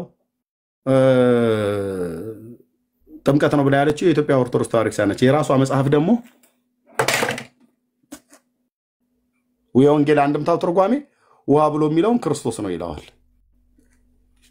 ከዛ ከፍ ብላ ደግሞ ከማኅፀነ ዮርዳኖስ ከአብራ ከመንፈስ ቅዱስ ብላ ትላለች። አይባልም እኮ እንደዚህ አይባልም። ከአብራ ከመንፈስ ቅዱስ ማለት ከወንድ አብራክ የወንድ ዘር ማለት ነው። ከአብራ ከመንፈስ ቅዱስ ከማኅፀነ ዮርዳኖስ ብላ ትላለች። ይህንን እንኳን ሰው እንኳን አይጠይቅም። ወንዝ ማኅፀን አለው እንዴ? ምን ማለት ነው ከማኅፀነ ዮርዳኖስ ማለት? መንፈስ ቅዱስ አብራክ አለው እንዴ ይባላል? ለጌታ ይቀጸላል? እንደዚህ አይነት ነገር ይነገራል? አይነገርም። ይህንን ማይጠይቃል? ማንም አይጠይቅም። ማንም አይጠይቅም። ውሃ ብሎ የሚለውን ቃል እህቴ እዛ ጋር ዮሐንስ ወንጌል መጽሐፍ ምዕራፍ 3 ላይ ቁጥር 5 ላይ ውሃ ብሎ የሚለውን ቃል ኦርቶዶክስ ወልድ ብላ ነው የፈታችው። ኢየሱስ ነው ብላ ማለት ነው። ጥምቀት ነው ብላ አልፈታችውም። በራሷ እንኳን መጽሐፍት ማለት ነው።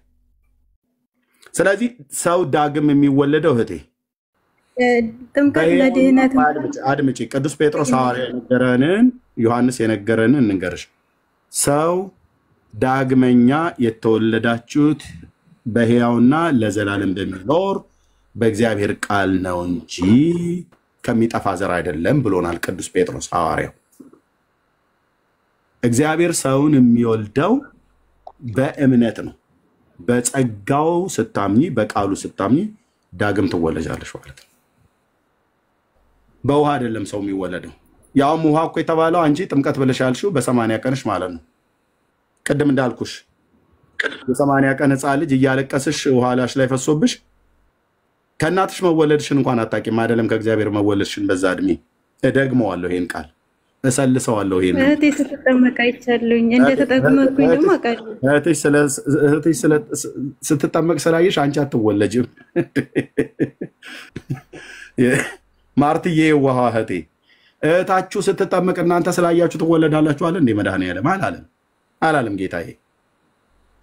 ዘመዶቻችሁ ሲጠመቁ እናንተ ስላያችሁ በማየት ብቻ ትወለዳላችኋል እንዴ? አላለም። አንቺ አምነሽ ስትጠመቂ ነው። አምኖ ሰው ዳግም ይወለዳል? አዎ። ኦኬ። እሱንም ያው አውቀሽና አምነሽ ማለት ነው። አንቺ እኮ ያኔ ምንም አታውቂ።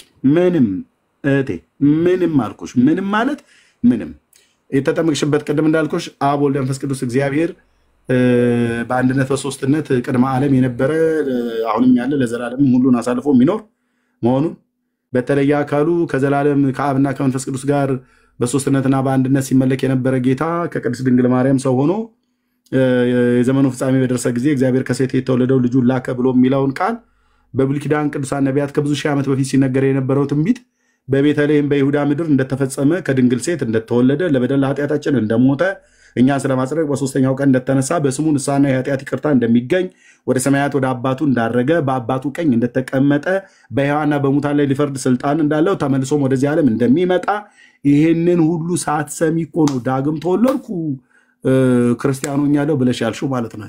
ይህን ሁሉ አልሰማሽም በዛን ጊዜ። አንቺ አሁን የ80 ቀን ሕፃን ሊገና ለመሳም እንኳን ራሱ እኮ ጉንጭሽ ለመሳም እንኳን ራሱ የሚያሳሳ ነው፣ እንኳን ወንጌል ልንነግርሽ። ሰው እንዴት የእግዚአብሔርን ቃል የአምላክን የእግዚአብሔርን ቃል ሳይሰማ ዳግም እንዴት ተወለድኩ ይላሉ ወንድሞቼ እናቶች? እሺ አሁን መልካም ስራ ለድህነት አያስፈልግም እምነት ብቻ ብለኛል። ወደ ሌላ ጥያቄ ልሂድ። ነገር ግን መጽሐፍ ቅዱስ ላይ መልካም ስራ ለድህነት እንደሆነ ይናገራል። ሰው ያንን ጥቅስ እንደማቀጥል መልካም ስራ አያስፈልግም ያልኩት የቱ ጋር ነው? የአባትሽንና የኔን ቤተሰብ ምሳሌ ያደረኩት ለምን ነበር? እውነት ብቻ አልከኝ። ለምን ነበረ የእናትሽና የአባትሽን የኔን ቤተሰብ ምሳሌ ያደረኩት? እሱ ለመልካም ስራ ነው። እኔ እኮ መልካም ስራ ከሆነ ድንገት ላጠፋ እችላለሁ። ካጠፋ እናትና አባቶቻችንን ስለምንወዳቸው ስማቸውን ላለማጥፋት እነሱን ከማክበር እንኳን የተነሳ ሄደን አመፃና ኃጢአትን አናረግም ብዬ አልኩሽ አይደል? ለእነሱ እንደዚህ ከታዘዝን ታዲያ የተከተልነው ጌታ ዝሙትን እየሰራ ተከተላለኝ እንዴ? እየዋሸ እየሰረቅ ተከተላለኝ እንዴ? ለአመፃና ለኃጢአት ኑሮ ነው እንዴ ተከተል ብሎ ያለኝ ጌታ አይደለም። አይደለም። እንደውም እናንተ ናችሁ ኦርቶዶክሳውያን አሁን የእግዚአብሔር ልጅ ነኝ ብለሽ ያለሽ፣ አሁን ግን እናንተ ናችሁ የኃጢአትን እንደፈለጋችሁ የምትጠጡት። በዚህ ላላችሁ በብዙ ሺህ ለምትቆጠሩ ሰዎች ልናገር፣ ኦርቶዶክሳውያን በህይወት ስርዓት ጴንጤን እበልጣለሁ ብላችሁ ካላችሁ በራሳችሁ ላይ እየቀለዳችሁ ነው።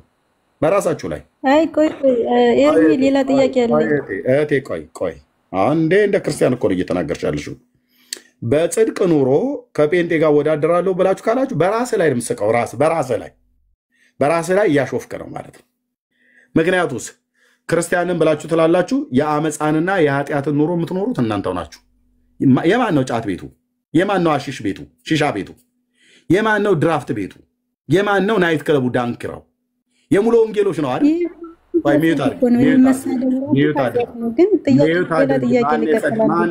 ሚዩት አድርጊ። ማን የሰደበው? እናንተ እውነት ሲነገር ነው ስድብ ብለሽ የምትይው። ምን እየተሳደብኩ አሁን እዚህ ጋር ምንም የተሳደብኩት የለም። አሁን አየሽ፣ እውነቷን እንነጋገር አይደል? ኑሮ ነው አይደል ብለሽ የምትይው። ኦኬ፣ የማን ነው ታዲያ ሺሻ ቤቱ? የማን ነው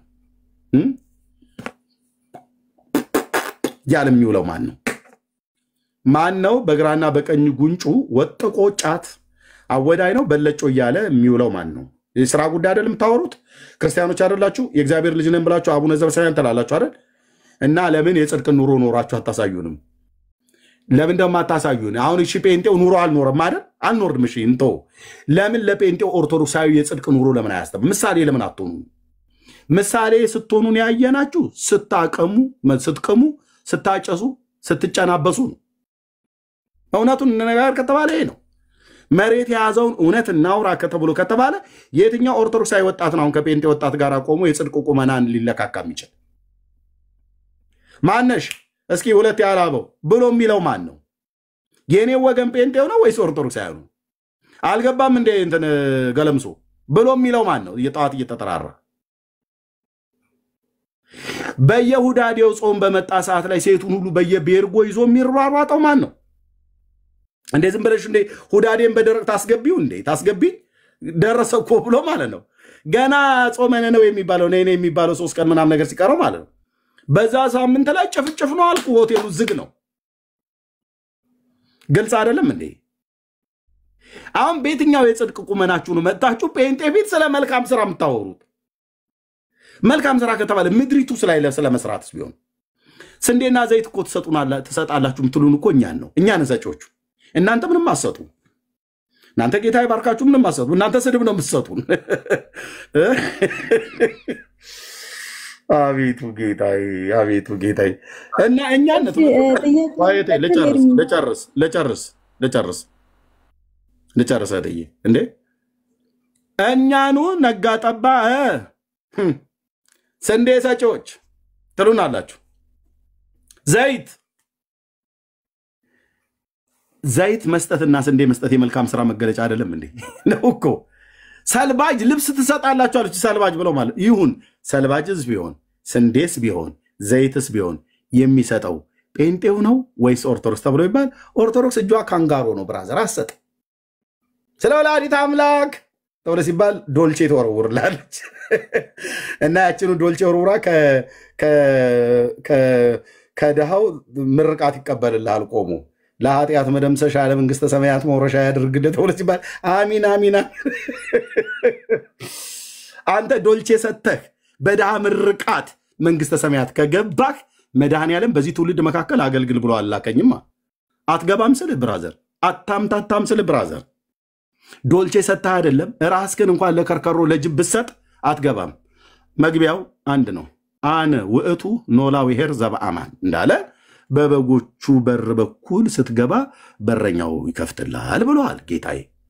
በዶልቼና በስሙኒ በሽልንግ ልገባ አይደል? ለኃጢአት መደምሰሻ ለመንግስተ ሰማያት መውረሻ ያርግላችሁ ብሎ ሲል ዶልቼ ሰጠው ምርቃት እዛ ይቀበልልሃል። እኔ ለድሃ አትስጡ አላልኩም፣ ስጥ። ግን ለድሃ ሰጠ መንግስተ ሰማያት አትገባ። እግዚአብሔር ለድሃ የሰጠውን በጎነቱን እዚህ ምድር ላይ ይመልስልሃል። ዶልቼ ሰጠ ከሆነ ብዙ ዶልቼዎች ይሰጠዋል። ዶልቼ ሰጠ ግን መንግስተ ሰማያት ትገባለህ ብለህ ካልክ አትቀልድ። አንተ ሰውዬ መንፈሴን አታበሳጨው ስልህ አትቀልድ። የእግዚአብሔር ልጅ ደም ፈሷል። የእግዚአብሔር ልጅ ስጋው ቀራንዮ ኮረብታ ላይ ተተልትሏል። ይሄንን እውነት ረግጠህ ሽልንግና ስሙን ይሰጠህ መንግስተ ሰማያት በድሃ ምርቃት አትገባም። ዘመንን ሁሉ ስታምታታ ውለህ ከግቢ እስከ ጎረቤትህ ድረስ ለምን ቢፌ አይዘረጉልህም? አሁን ሙት ዓመት ነው ምናምን ነገር ተብሎ የሚባለው ይቅርታ ከሀብታም ሰርግ ይበልጣል አሉ። አይተናል። አንዳንዱን ሙሉ ጭምር ድግስ እዛ ይጠራልህና በቃ ቀርጥፍ አድርጎ 9-10 አይነቱን ሰብስቦ ሳህኑ ላይ ከበላ በኋላ ለቤቱ ራሱ ቴካዌ በ10 ሳንቲም ፌስታሉን ይዞ የሚሄደው ነፍስ ይማር ይልሃል። ነፍስ ይማር፣ ነፍስ ይማር፣ ነፍስ ይማር፣ ነፍሳቸውን ይማር፣ ነፍሳቸውን በአጸደ ገነት ያኑርልን። ጌታዬ ኢየሱስ ምስክር ነው። አንተ ትውልድ ስማኝ አልኩህ።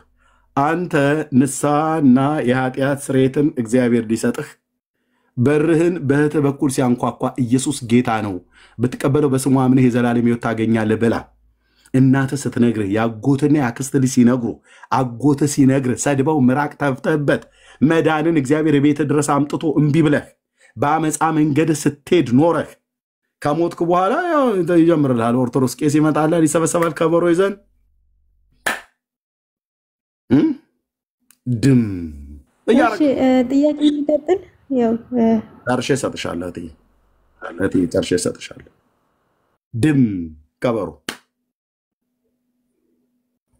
ጉዞ ፍታት ተብሎ ይባልልሃል። 7 ጊዜ አስከሬን ያርፋል በየመንገድ ላይ ማለት ነው። 7 ጊዜ ተደገመለት እየተባለ ዕብራውያን መጽሐፍ ምዕራፍ 9 ቁጥር 29 ማለት ምዕራፍ 9 ቁጥር 27 ላይ ለሰው አንድ ጊዜ መሞት ከዛ በኋላ ፍርድ ተመደበበት ይላል። ይህንን እውነት ብታውቀው ኖሮ በህይወት ላይ ባልቀለድክ ነበር። በእሱ አልገባ ብሎ ካለህ እምድህረ ሞቱ ለሰብ አልቦቱ ንስሐ ብለን እንጀምርልሃለን። ፍትሐትህን ነው ምን ድሃ ቤተሰብህን ጥርግ አድርገን እዚህ እኛ እንበላለን ቄሶቹ። አንተ በሲኦል ትበላለህ። የአብ ልጅ ደም ረግጠህ በክርስቶስ ኢየሱስ ሳታምኑ ብትሞቱ መጨረሻችሁ የእሳት ባህር ድቅድቅ ጨለማ ተመድቦልሃል ማለት ነው። ምርጫው ያንተ ነው። ኢየሱስ ተብሎ ሲባል ኮሮም ያደርግህ እናንተ ሰውዬ መንግስተ ሰማያት ትገባለህ እንዲህ ብራዘር እያልሽ ማለት ነው። ኢየሱስ ስሙ እኮ ይጠራ ኢየሱስ ክርስቶስ ወደዛ ዞር። ምን አይነት ክፉ ዘመን መጣብን። ይኸው በየቤቱ ሁሉ ኢየሱስ እያሉ በየመንገዱ ምንም እኮ ታክሲ ቦታ ላይ እንደዚህ ይሉናል። እንደ የት እንግባ? ያ በፍካሬ ኢየሱስ ላይ የተነገረው ክፉ ዘመን 8ኛው ሺህ ደረሰ መሰለው ይላል። 2 ፀጉር ያወጣ ሽማግሌ ማለት ነው። ይሰሙኛል አባቴ ይሰሙኛል። በአባትነት እናከብረውታለን። 2 ፀጉር አይደለም 6ም ያብቅሉ ይሰሙናል። የእግዚአብሔር ልጅ ኢየሱስ ያለው የዘላለም ሕይወት አለው። የእግዚአብሔር ልጅ ኢየሱስ የሌለው ከነሽበቶት ጭምር ሲኦል ነው የሚገቡት። እማዬ ያድምጡኝ፣ አባባ ያድምጡ። ይህን ቪዲዮ የምትሰማ ትውልድ ከነሽበቶት ጭምር ሲኦል ነው የሚገቡት። ኢየሱስ ክርስቶስ ሲባል ከዘራዎትን እያነሱ እንደ በለዓም እየተራገማችሁ እናቶች አይገቡም መንግስተ ሰማያት። አማኑኤል ምስክሬ ነው፣ አይገቡም።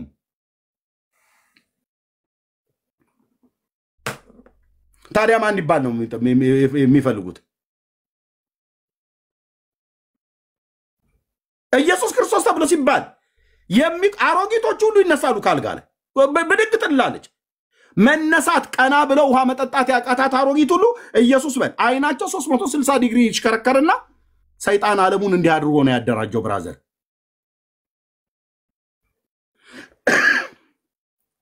መዳን በእግዚአብሔር ልጅ በኢየሱስ ክርስቶስ በማመን ነው። ፒሪየድ። የተዘጋ እውነት ነው። መንፈስ ቅዱስ ያተመው እውነት ነው አልኩ። ይህንን የጴንጤ ፓስተሮች ይደራጁ፣ ጴንጤው የሚያደራጀው ይህንን እውነት አይቀይሩትም። ይህንን የኦርቶዶክስ ጳጳስ ማንም የአይሁዳዊ ራባይ ካቶሊካዊ ዋቴቨር ሰማይ ምድር በሲኦል ውስጥ ያሉ ሰይጣኖች ከቅዱሳን መላእክት ጋር ሁሉ ተባብረው ይህንን እውነት ዲናይ አያደርጉትም። መዳን በእግዚአብሔር ልጅ ስም ነው፣ በክርስቶስ ኢየሱስ ነው። በእርሱ የሚያምን ሁሉ የኃጢአቱን ይቅርታ ያገኛል። በእርሱ የሚያምን ሁሉ ንስሐና የኃጢአት ስርየቱን ይቀበላል። በእርሱ የሚያምን ሁሉ የእግዚአብሔር ልጅ ይሆናል። በእርሱ የሚያምን ሁሉ ስሙ በሕይወት መጽሐፍ ይጻፋል። በእርሱ የማያምን ግን ከኃይሉ ክብር ርቆ በዘላለም ጥፋት ይቀጣል። ጴንጤ ቤት የምሰብከው መዳን ይህን ነው። እህቴ ለአንቻው መጠየቅ ያለብሽ ሰው ሆኜ እንደዚህ ተሳስቼ ምናምን ነገር አይደለም። ልጅ ሆኛለሁ ወይ ብለሽ ጠይቂ ማርትዬ። ልጅ ነኝ ወይ? የእግዚአብሔር ልጅ ነኝ ወይ? መጽሐፉ በሚያስተምረው መስመር ነው ወይ የእግዚአብሔር ልጅ ሆንኩት ነይ ብለሽ ካልሽ መጽሐፉ የአንቺን ልጅነት ይመሰክርልሻል። ልጅነት በምንድን ነው ይገኛል ብሎ የሚያስተምረው መጽሐፍ ቅዱስ?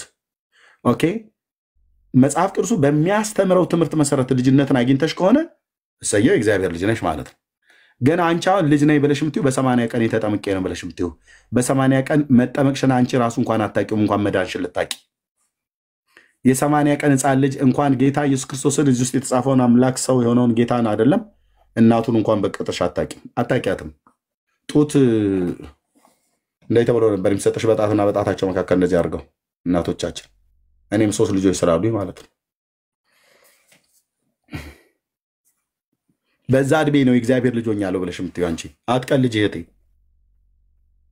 አትቀልጂ። ይልቅ ጌታ ዕድሜ ሰጥቶሽ ዕድሜ ዘመንን ጨምሮልሽ እዚህ ላይ ደርሰሻል። አሁን የእግዚአብሔር ቃል መጽሐፍ ቅዱስን ለማንበብ ጊዜ አለሽ፣ እውቀት አለሽ። ይህን መጽሐፍ ቅዱስን ማለት ነው የእግዚአብሔር ቃል። ኦኬ። ስለዚህ ሐዋርያቱ ምን ብለው ጻፉ ብለሽ በይ። ዮሐንስ ምን ብሎ ጻፈ? የዮሐንስ ወንጌልን አንብቢ። ማቴዎስ ምን ብሎ ጻፈ? እነ ቅዱስ ጴጥሮስ ምን ብለው ነው የጻፉት? ሰው የሚወለደው ምን ሲያምን ነው ብለው ያሉት? ኦኬ። ሲጠመቅ ሰው ይወለዳል አላሉም ሐዋርያቱ። ሲያምን ነው ሰው የሚወለደው። እግዚአብሔር ሰውን በውሃ ይወልዳል ብለው ሐዋርያቱ አልጻፉም።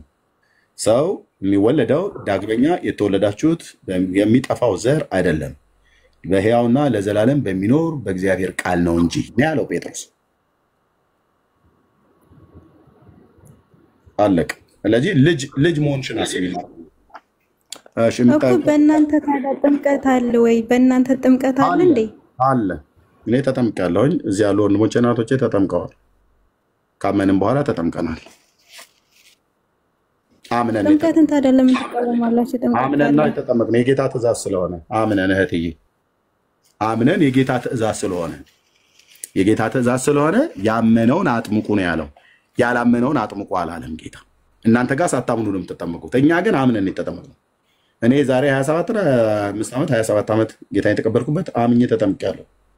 ፎቶ ሁሉ አለ። አምኜ ጴንጤ ጋር አምነን ነው የምናጠምቀው። ወንጌል ይነግሩናል፣ ወንጌል እንነግራለን። በእግዚአብሔር ልጅ በኢየሱስ ክርስቶስ ሞትና ትንሣኤ አምናለሁ ብሎ ሲል ስለ አብ፣ ስለ ወልድ፣ ስለ መንፈስ ቅዱስ፣ ስለ አስተምህሮተ ሥላሴ እንነግረዋለን። የክርስትና ትምህርት አለ፣ የመዳን ትምህርት አለ። ከዛ የውሃ ጥምቀት እናጠምቀዋለን። ኦኬ። ቅዱስ ቁርባንስ ይህንስ ትቀበሉታላችሁ? የጌታ እራት ነው ቅዱስ ቁርባን የሚባል የአዲስ ኪዳን ቃላት አይደለም። ኦርቶዶክስ ከየት እንዳመጣችሁ አይታወቅም። የጌታ እራት ነው ብሎ የሚለው የጌታ እራት ተብሎ የሚባለው ህብስቱና ወይኑ ማለት ነው። መጽሐፍ ቅዱስ ላይ አለ ሥጋዬን ያልበላ ደሜን ያልጠጣ የዘላለም ሕይወት የለውም የሚል አለ። ቅዱስ ቁርባን ብሎ የሚል ቃል መጽሐፍ ቅዱሳዊ አይደለም፣ አዲስ ኪዳናዊ አይደለም አልኩሽ መጀመሪያ ማለት ነው። ያን በእናንተ ቤት ግን ቅዱስ ቁርባን ተብሎ የሚባለውን እነዚህ እጆቼ ናቸው የሰሩት። እኔ ኦርቶዶክስ ቤተክርስቲያን ዲያቆን ስለነበርኩ እነዚህ እጆቼ የጋገሩትን ህብስት ነው ቄሱ የሚሰጥሽ ማለት። እኔ ደግሞ ዲያቆኑ በእርፈ መስቀል ወይ ደግሞ በማንኪያ እርፈ መስቀል ነው የሚባለው። ማስረጃ ቅዱስ ሥጋዬን ያልበላ ደሜን ያልጠጣ የዘላለም ሕይወት የሚለውን የጌታ እራት ነው የሚል ማስረጃ ሳይ ከሰማሽኝ በደንብ ትጠቀማለሽ። የጌታ እራት መሆኑን እነግርሻለሁ። ቴንኪው፣ ጥሩ ጥያቄ የጠየቅሽው። ግን ምነግርሽ ቅዱስ ቁርባን የሚባል የአዲስ ኪዳን መጽሐፍት ላይ የለም። ኦኬ። ኦርቶዶክስ ቅዱስ ቁርባን በላ የምትለው የጌታ እራት ነው ብሎ የሚለው መጽሐፍ ቅዱስ የጌታ እራት ብሎ የሚለው የት ነው? በምሴተ ሐሙስ ላይ ጸሎተ ሐሙስ የአይሁድ የፋሲካን በዓል ነበረ ጌታ ኢየሱስ ክርስቶስ ከመከራው በፊት የበላው። ታውቂያለሽ? እሱ ምን የፋሲካ በዓል እቴ ያ የፋሲካ በዓል እራት ነው የሚበሉት። የፋሲካ እራት የፋሲካ በዓሉን እራት ነው የሚበሉት። እራት ማለት ምሽት፣ በእኛ በኢትዮጵያ ከምሽቱ 2 ሰዓት ላይ ነው አይሁዳውያን የሚበሉት። ከግብፅ የወጡበትን አሁንም ራሱ ያከብሩታል በዚህ ዘመን ማለት ነው። ያ ከግብፅ የወጡበትን በኢትዮጵያ ከምሽቱ 2 ሰዓት ማለት ነው። በዛ ሰዓት ላይ ይበሉታል። እስካሁኑ ሰዓት ድረስ ያ ስርዓት አለ። ጌታችን ኢየሱስ ክርስቶስ ሐሙስ ዓርብ ሊሰቀል ሐሙስ በኢትዮጵያ ሰዓት አቆጣጠር ከምሽቱ 2 ሰዓት በእስራኤላውያኑ 8 ላይ ማለት ነው። በዛን ሰዓት ላይ ሊበላም በማዕድ ተቀመጠ ይላል። ሊበላ ነው ቁጭ አለ። ያ የሚበሉት የአይሁድ የፋሲካ በዓል ነው። ከመራራ ቅጠል ጋራ እርሾ የሌለበት ቂጣ እና የፋሲካውን በቅም ይበሉት ነበር። ጌታ የራሱ ሲናገር ከመከራዬ በፊት ማፃ ነው የሚባለው። አዎ ቴንኪ ምክርዬ ቴንኪው። አይሁዳውያን ወንድሞች ታች ስላሉ ማለት ነው ማፃ ይባላል ያ። እና ከመከራዬ በፊት ይህን ፋሲካ ከእናንተ ጋር በላ ዘንድ እመኝ ነበረ ይላል። እና ቁጭ ብሎ በላ። ያ በዓል ያ ገበታ ወይ ደግሞ ያ የአይሁድ ፋሲካ እራት ተብሎ ነው የሚባለው።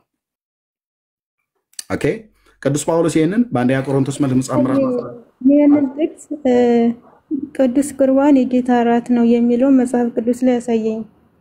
ይሄ አሁን እኮ የምነግርሽ ታዲያ ከምንድን ነው እህቴ? ሉቃስ ይህንን ነው የሚናገረው። ቅዱስ ጳውሎስ በአንደኛ ቆሮንቶስ መልእክት መጽሐፍ ላይ ይህንን ነው የሚናገረው። ለምሳሌ የሉቃስን ላሳይሽ። ቃል በቃል ነው የምታሳየኝ። ስጋዬን ያልበላ ደሜን ያልጠጣ የዘላለም ሕይወት የለውም። አንዴ ራት ብሎ የሚለውን ቃል አሳይተኛለሽ። አንዴ ስጋዬን ብሎ የሚለው ቃል ታሳይ እህቴ ማርቲ። በደምብ የጠየቅኩት ይሄንን ነው የጠየቅኩት። ምኑን ነው የፈለግሽው? ቆይ እኔ ስጋዬን ያልበላ ደሜን ያልጠጣ የዘላለም ሕይወት የለውም ይላል። ይሄንን ተቀበሉታላችሁ? ይሄንን ስልህ አይ እሱ የጌታ እራት ነው አልከኝ። እንደዛ የጌታ እራት ነው የሚለውን አሳየኝ ከመጽሐፍ ቅዱስ ነው።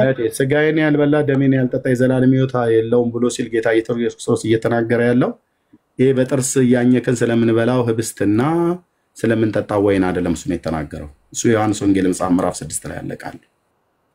ስለ ጌታ እራት ተብሎ የሚባለው ወይ በእናንተ ቅዱስ ቁርባን ተብሎ የሚባለው እነዚህ እኮ እጆቼ ሰርተዋል አልኩሽ።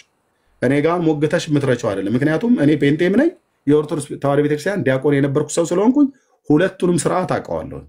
እዛም ህብስት ነው የሚጋገረው፣ እዚህም እኛ ቤት አሁን ህብስት ነው የሚጋገረው። እዛም የወይን ጭማቂ ነው የሚደረገው፣ እዚህም የወይን ጭማቂ ቪንቶ ነው የሚደረገው።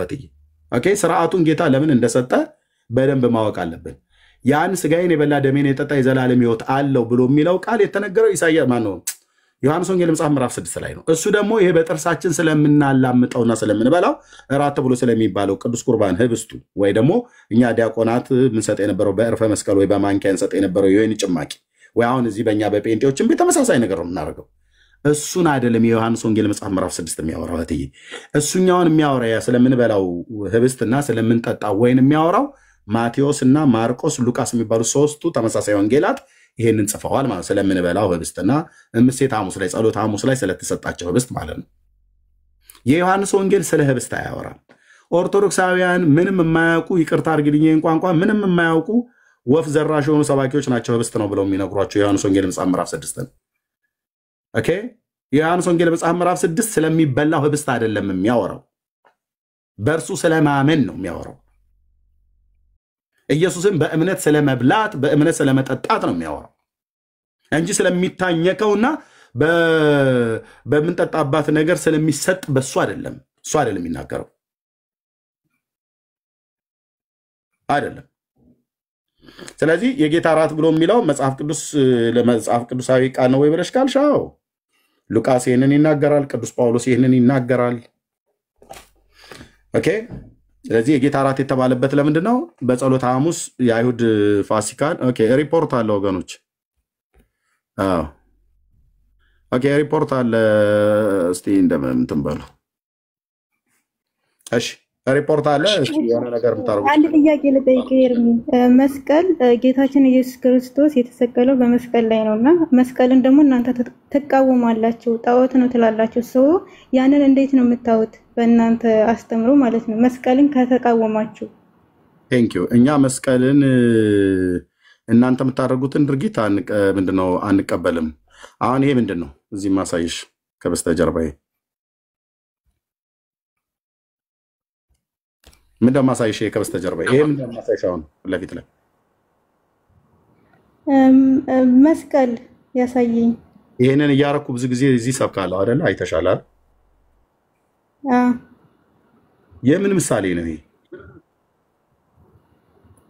የጌታችን ኢየሱስ ክርስቶስ የተሰቀለበት ለማስታወስ ማለት ነው ለማስታወስ እንጂ አሁን ይሄ እዚህ ጋር የተሰቀለው ጌታ ኢየሱስ ክርስቶስ ነው ማለት ነው ራሱ ከድንግል የተወለደው አምላክ ነው ማለት ነው ይሄ እዚህ ጋር እንደዚህ ሆኖ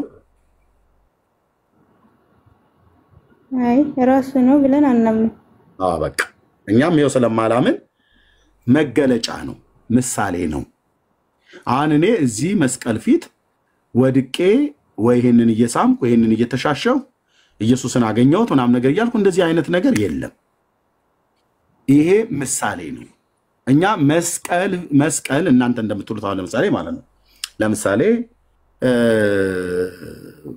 ዛሬ አሁን ደመራ ባለበት ካህናቱ ያዜሙታል ማታ ላይ ይገባበታል እሱን ክፍል አብረን እናዜመዋለን እኛም ስለተማሩ ማለት ነው ለምሳሌ ዲያቆኑ ጸልዩ ቅድመ መስቀል ኩልክሙ መሃይምናን እንዘ ተህዝው በየማን ወተከህደው ለሰይጣን እስመ ተቀደሰ በደመ መለኮት መድን ይያል እኔ እንደኔ አይነቱ ዲያቆን ያዜም ነበር ምን ማለት ነው መስቀል ኃይላችን ነው ተብሎ ሲባል መጽሐፍ ቅዱስ ይሄንን ቃል ይናገራል ወይ ምንድነው ብላ የምትለው አሁን ኦርቶዶክስ ተዋሕዶ ቤተክርስቲያን በዚህ ሰግድ ለአብ ወልድ ወመንፈስ ቅዱስ አሐተ ስግደት እንዛሉ ሰለስቱ አሐዱ ይሴለሱ በአካላት ወይ ተዋሕዱ በመለኮት ሰግድ ለእግዝእትነ ማርያም ድንግል ወላዲተ አምላክ ሰግድ ለመስቀለ ጊዜነ ኢየሱስ ክርስቶስ ብላ ታዜማለች እሺ ይሄን አልጨረስኩም ለአብና ለወልድ ለመንፈስ ቅዱስ አንዲት ስግደት ሰግዳለሁ 3 ጊዜ በሌላ ለአንድ ሲሆኑ 3 ሲሆኑ 1 በግዕዝ ያልኩት ማለት ነው በመለኮት አንድ ለሚሆኑ ሰግዳለሁ አምላክ ለወለደች ለድንግል ማርያም ሰግዳለሁ ይላል ኦርቶዶክስ በዛው ትንፋሽ ነው ለአብ በሰገደችበት በዛው ትንፋሽ ለማርያም ሰግዳለሁ ትላለች ልዩነት አታረግም ይሄንን ነገር ለመናገር እንደውም ለእሉ ክሌቱ ፍጥሯን ስብሐተ ፈጣሪ ደሎሙ እስመ ተአረዩ በክብሮሙ ትላለች ቄሶቹ ፊታችን ቆመው አያወሩም ጥግ ሆነው ግን ያያሉ እዚህ አሁን በዚህ ሰዓት ላይ 1200 ሰው እዚህ ጋር አለ ከበስተኋላ ከ9000 ሰው በላይ አለ ቢሃይንድ ባይ ወደ 11000 ሰው ይከታተላል እዚህ ጋር አሁን ገብተው ግን አያወሩም እኛ ፊት ቀርበው አያወሩም ምን ፊት እንደሚያወሩት ኦርቶዶክስ ቄስና ዲያቆን ቀርበው አያወሩም ካወሩ እስኪ ዓለም ኦርቶዶክሳውያን ምእመናንም የጴንጤው ምን መንጭጭ አይነታውን ስለነሱ ሳይሆን እኔ ጥያቄ ጠየቅኩ ሰልን ትቃወማላችሁ ነገርኩሽ ኦኬ እናንተ የምትሉትን አሁን አንበበልሽ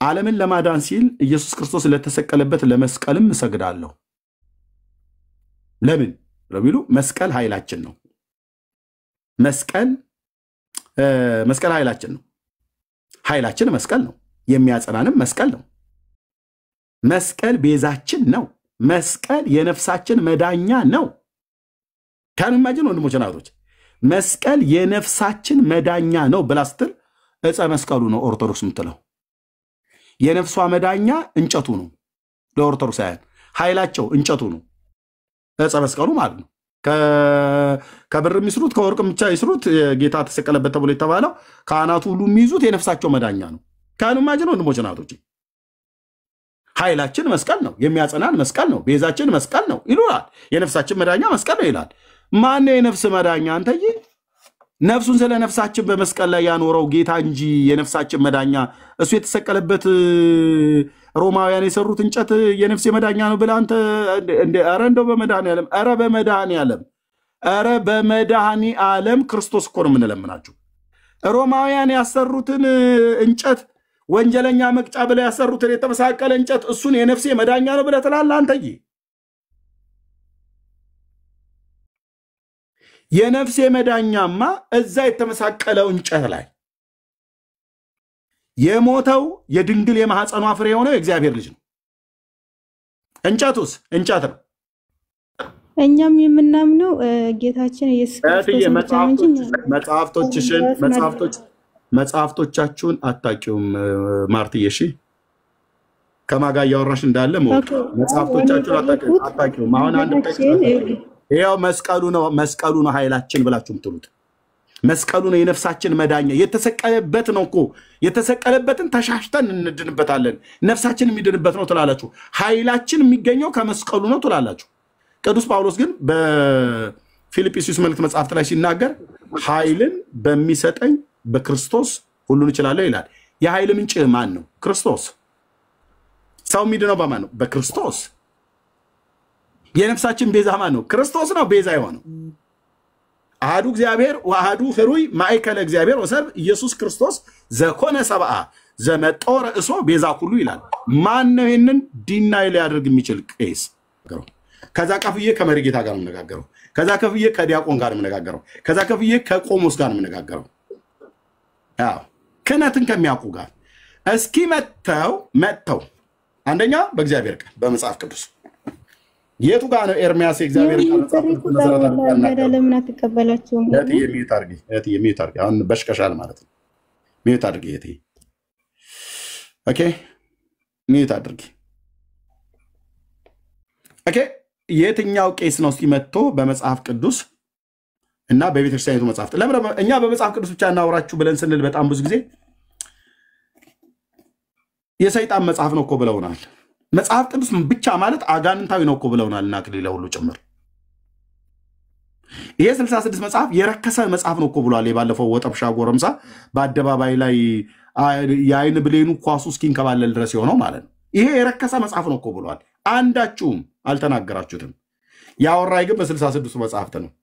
ይጠቅስ የነበረ የነገስት መጽሐፍት ነው። አውቄ ነው ዲቤቱ እንዳይቋረጥ አውቄ ነው ዝም ያልኩትኝ እንጂ እርኩስ ብሎ ካለው መጽሐፍ ላይ እኮ ነው ነገስት መጽሐፍትን የሙሴ መጽሐፍትን የጠቀሰው። ከ66ቱ የሚመደብ ታናክን የጠቀሰው እርኩስ ነው ብሎ ያለው። ለምን እርኩስ ብሎ ያለው? በዘዳግም መጽሐፍ ምዕራፍ 23 ቁጥር 1 ላይ ቁላው የተቀጠቀጠው ወደ እግዚአብሔር ጉባኤ አይግባ ይላል የአምላኬ ቃል። በእርግጥ የኦርቶዶክስ ሰማንያ ሁሉ በሙሉ በግልጽ እኮ ነው። እግዚአብሔር ጻድቅ ነው እኮ ብራዘር።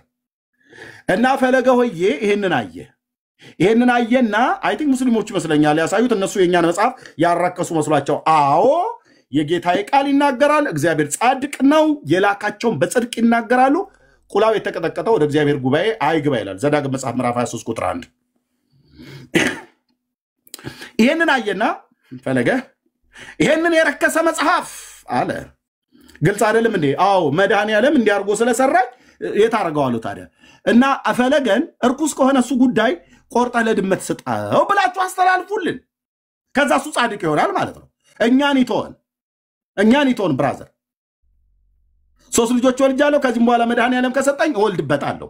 መራቢያ ካሌን ቆርጬ ለድመት አልሰጥም። እሱ ግን እርኩስ ነው ብሏል አይደል? ዘዳግም መጽሐፍ ምዕራፍ 23 ግልጽ አይደለም እንዴ? አማርኛ ግልጽ ነው።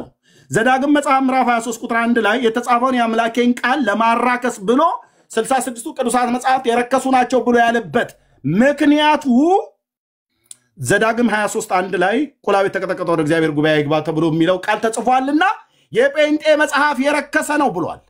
እስኪ ፈለገ ያለበትን አሳየኝ። እንዴት እንደዛ ይላል ማለት እኛ የምንቀበለው ጥቅስ ነውና ቴንክ ዩ። እስኪ አሳየኝ በማስረጃ ብታወራይ። ቴንክ ዩ እትዬ። እንደዚህ ኤርሚያስ ጋር መጣሽ አሳይ ነው። ኤርሚያስ አምጣ አሳይ ነው ማለት። እሺ ወንድምነት ልከልኝ ነበር አርሱን ቪዲዮ ባለፈው ላይ ማን ነበር የላከኝ? ብዙ ሜሴጆች ስላሉ ወንድምነት ብርኬ ይል ነበር ኤርሚያ የረከሰ ነው ብሎ ያለው። እስኪ ሃይ በለኝ። በጣም ብዙ ሜሴንጀር እንትን ሜሴጁ እኮ አንተዬ ከአቅሜ በላይ ከሆነ ወይ የረከሰ ነው አላለም ወንድሜ። ቆርጦ የጣለውና ለድመት ይስጣት። ከዛ እናያለን። ወንድማችን ፈለገ እንትን ሆኗል ብለን ጃንደረባ ሆኗል ለጌታ ብለን እንላለን። በዛ ሰዓት ላይ ቆርጦ የጣለው የሀገሩን ሴት ሁሉ ከሚያስቸግርበት ቆርጦ የጣለውና ጽድቁን ያሳየን። ለእኔ ግን ብራዘር የአካል ብልቶቼ ሁሉ በመድኃኔዓለም ሲሰራው በዓላማ ነው የሰራው። ኦኬ በዓላማ ነው የሰራው። የእህቶቻችንም ሲሰራ በዓላማ ነው የተሰራው። ብራዘር አግባብ ያልሆነ ነገር ስታደርግበት ብቻ ነው የሚረክሰው። የማይገባ ነገር በማይገባ ጊዜ ስታደርግ ግን ታረክሰዋለህ። ጋብቻ ንጹህ መኝታውም ቅዱስ ነው፣ አመንዝሮችን ግን እግዚአብሔር ይፈርድባቸዋል ይላል። አዎ በአግባቡ ግን ከተጠቀምክ ከአንዷ ጋር አለቀ። ስለዚህ እሱ ረክሶበት ነው ማለት ነው። ተነጋግሩ። ወንድምነት ላክልኝ እኮ ነው የምልህ። ሃይ በለኝ ቪዲዮ ብዙ ሜሴጅ እንደገና ላክልኝ። እንዴት ነው ጉዳዩ? የረከሰ ነው ብሎ ባለበት በዛው በዲቤቱ መካከል ነበር አስቁሚ። ይሄን ሁሉ የጠቀሰልኝ በሙሉ ከ66ቱ መጽሐፍት ነው። ከ80 መቃቢያንና ሄኖክን ኩፋሌን ከሊፋን ኩፋሌ አልጠቀሰም። ባሮክ ተረፈ ኤርምያስ ተረፈ ሶስና ማን ነው ተረፈ ዳንኤል ምናምን ነገር ብሎ የሚለው አልጠቀሰም። የጠቀሰው ነገስት መጽሐፍት እያለ ነው። ነገስት የሚመደበው ከየትኛው ነው? ከ66ቱ መጽሐፍት ነው። ከታናክ ነው የሚመደበው። ነገስት 6 ላይ አይተዋል ኤርምያስ ስዕል ብሎ የሚለው የተቀጠቀጠ ስዕል የለም ብራዘር። የተቀጠቀጠ ቅርጽ ከወርቅ የተሰራና የተቀረጸ ከእንጨት የተቀረጸ እንጂ ስዕል የለም። ስዕል አይቀጠቀጥም። እና እንዲህ ብሎ ነበር ወንድማቸው። አይ ዶንት ኖ እዚህ ዳውንሎድ ካደረኩት ወንድምነትም ዘገየ መሰለኝ። ካገኘው ወዲህ በለው። ይኸው ኦኬ ቴንክ ዩ ወንድምነት ያምናለሁ። መጽሐፉ ርኩስ ነው። ከስድስቱ መጽሐፍ ርኩስ መጽሐፍ ነው ብዬ አምናለሁ። እንደዚህ የምትለው ብዬ የዛሬ 3 ዓመት ታስታውሱ ከነበረ ወደ ሃርድ ዲስክ ላይ ያዞር ያለው ቪዲዮውን እሱን ሃርድ ዲስክ ላይ ይወሰድ። እዚህ ጋር መጽሐፉ ርኩስ ነው ያለው። አሁን የመጽሐፍ ቅዱስ እንደሆነ በምን አወቃንተ? 66 እኮ እያለች ነው። እየሰማሽ ነው? አጥርተሽ አልሰማሽም? ድጋሚ ላሰማሽ? እኔ ጋር ችግር የለም፣ የመረጃ ችግር። 66ቱ አልሰማሽውም? ላሰማሽ ድጋሚ? አይ ቅድም ያልከው አንተ አንዷን ጥቅስ ነበር ዘዳግም 23 ላይ ያለው። አድምጪ። 66ቱ መጽሐፍ ብሎ ያለውን ሰምተሻል? አልሰማሽም? ሰምቻለሁ። በቃ 66ቱ መጽሐፍት ማለት ይሄ ማለት ነው። ይሄ መጽሐፍ ቅዱስ ማለት ነው። በዚህ 66ቱ መጽሐፍ ተብሎ በሚባለው ውስጥ ነው ዘዳግም መጽሐፍ ምዕራፍ 23 ቁጥር 1 ላይ ያለው ማለት ነው። እሱን አይቶ ነው የዛሬ 3 እና 4 ዓመት ወደ ቲክታክ በመጣው ጊዜ ላይ ራሱ መጥቶ ይሄንኑ ቃል እኔን ጠየቀኝ። አዎ ይላል አልኩት። የእግዚአብሔር ቃል እንዴት እንደዚህ ይላል? ይሄ እኮ ቅድስና የጎደለው ነው አይደል? ቅድስና የጎደለው አይደለም አልኩት። ኦኬ ቅድስና የጎደለው አይደለም ይሄ ቃል አልኩት። ስለዚህ 66ቱ መጽሐፍት የረከሰ ነው ብሎ ያለው የጴንጤ መጽሐፍ የረከሰ ነው ብሎ ያለው ሲጀምር ያው ካሜራ ይላል።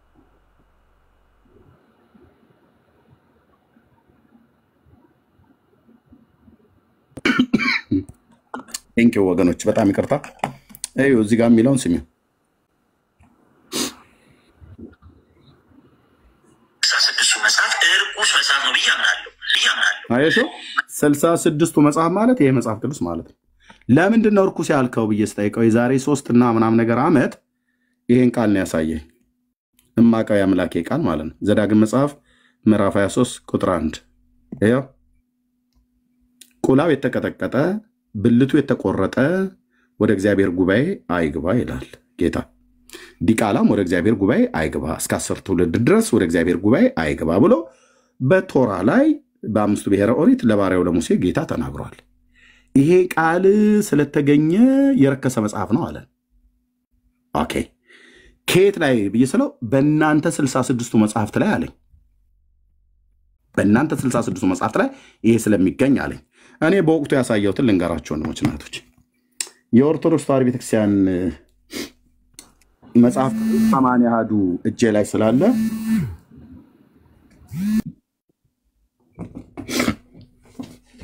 ይቅርታ፣ የኦርቶዶክስ ተዋሕዶ ቤተክርስቲያን 80 አሐዱ መጽሐፍ ቅዱስ እጄ ላይ ስላለ አሁን ይሄ የዛሬ በ1980 ዓመተ ምህረት የታተመው ማለት ነው። ኦኬ በብፁዕ ቅዱስ አቡነ ጳውሎስ ማነው ሶሪ አቡነ ተክለ ሃይማኖት ፓትርያርክ ማለት ነው። ኦኬ በሳቸው ተመታተመው በኦርቶዶክስ ተዋሕዶ ቤተክርስቲያን 80 ያህሉ መጽሐፍ ቅዱስ ራሷ የምትቀበለው እኛም የምንቀበለው 66 ሁሉ ውስጥ ያለ ማለት ነው። ዘዳግም መጽሐፍ ምዕራፍ 23 ምን ይላል? በፈለገ በሚቀበለው አለው ብሎ በሚለው 80 ያህሉ ላይ ምን ይላል? ቁላው የተቀጠቀጠ ብልቱ የተቆረጠ ወደ እግዚአብሔር ጉባኤ አይግባ ይላል። ይሄው እዚህ ጋር የሚናገረው ማለት ነው። ይሄው ይሄን መጽሐፍ ስላየ እርኩስ መጽሐፍ ነው ብሎ አለ። የጠቀሰው ግን ከ66ቱ መጽሐፍቶች ውስጥ ነበረ። ዲቤቱን አላቆምም ብዬ ነው እንጂ እዛው አደባባይ ላይ ነበር ማዋርደው ቪዲዮን አሰምቼ በኋላ ግን ለቴዲ አሰማሁት። ኤርሚት ዚል እንደሆነ ግን ያኔ ይሄን ራሱ አልቀበለውም ብለዋል። የ2000 ነው የምቀበለው። የ2000 ላይ ቀይረውታል። አስተውለ ከሆነ አዎ ቀይረውታል። ዘዳግም 23 ቀይረውታልና ይሄንም አልቀበለውም ብሎ ነበር ያኔ። አዎ ይሄንንም በወቅቱ የአቡነ ተክለ ሃይማኖትን ሳሳየው አልቀበልም የነጮች እጅ ያለበት ነው ምናምን ነገር ብሎ ሲል ነበር። ትርጉሙ ስራ ላይ አባቶቻችን እጃቸው የለበትም ብሎ ሲል ነበር። እግዚአብሔር ምሕረት ያርግላችሁ። መጽሐፍ ቅዱስን አንብቡ። መጽሐፍ ቅዱስን አንብቡ። በተለይ ኦርቶዶክሳውያን መጽሐፍ ቅዱስን አንብቡ። በተለይ ገብተው ካህናት ቢያወሩ ጥሩ ነበር፣ ደስ ይለኝ ነበር።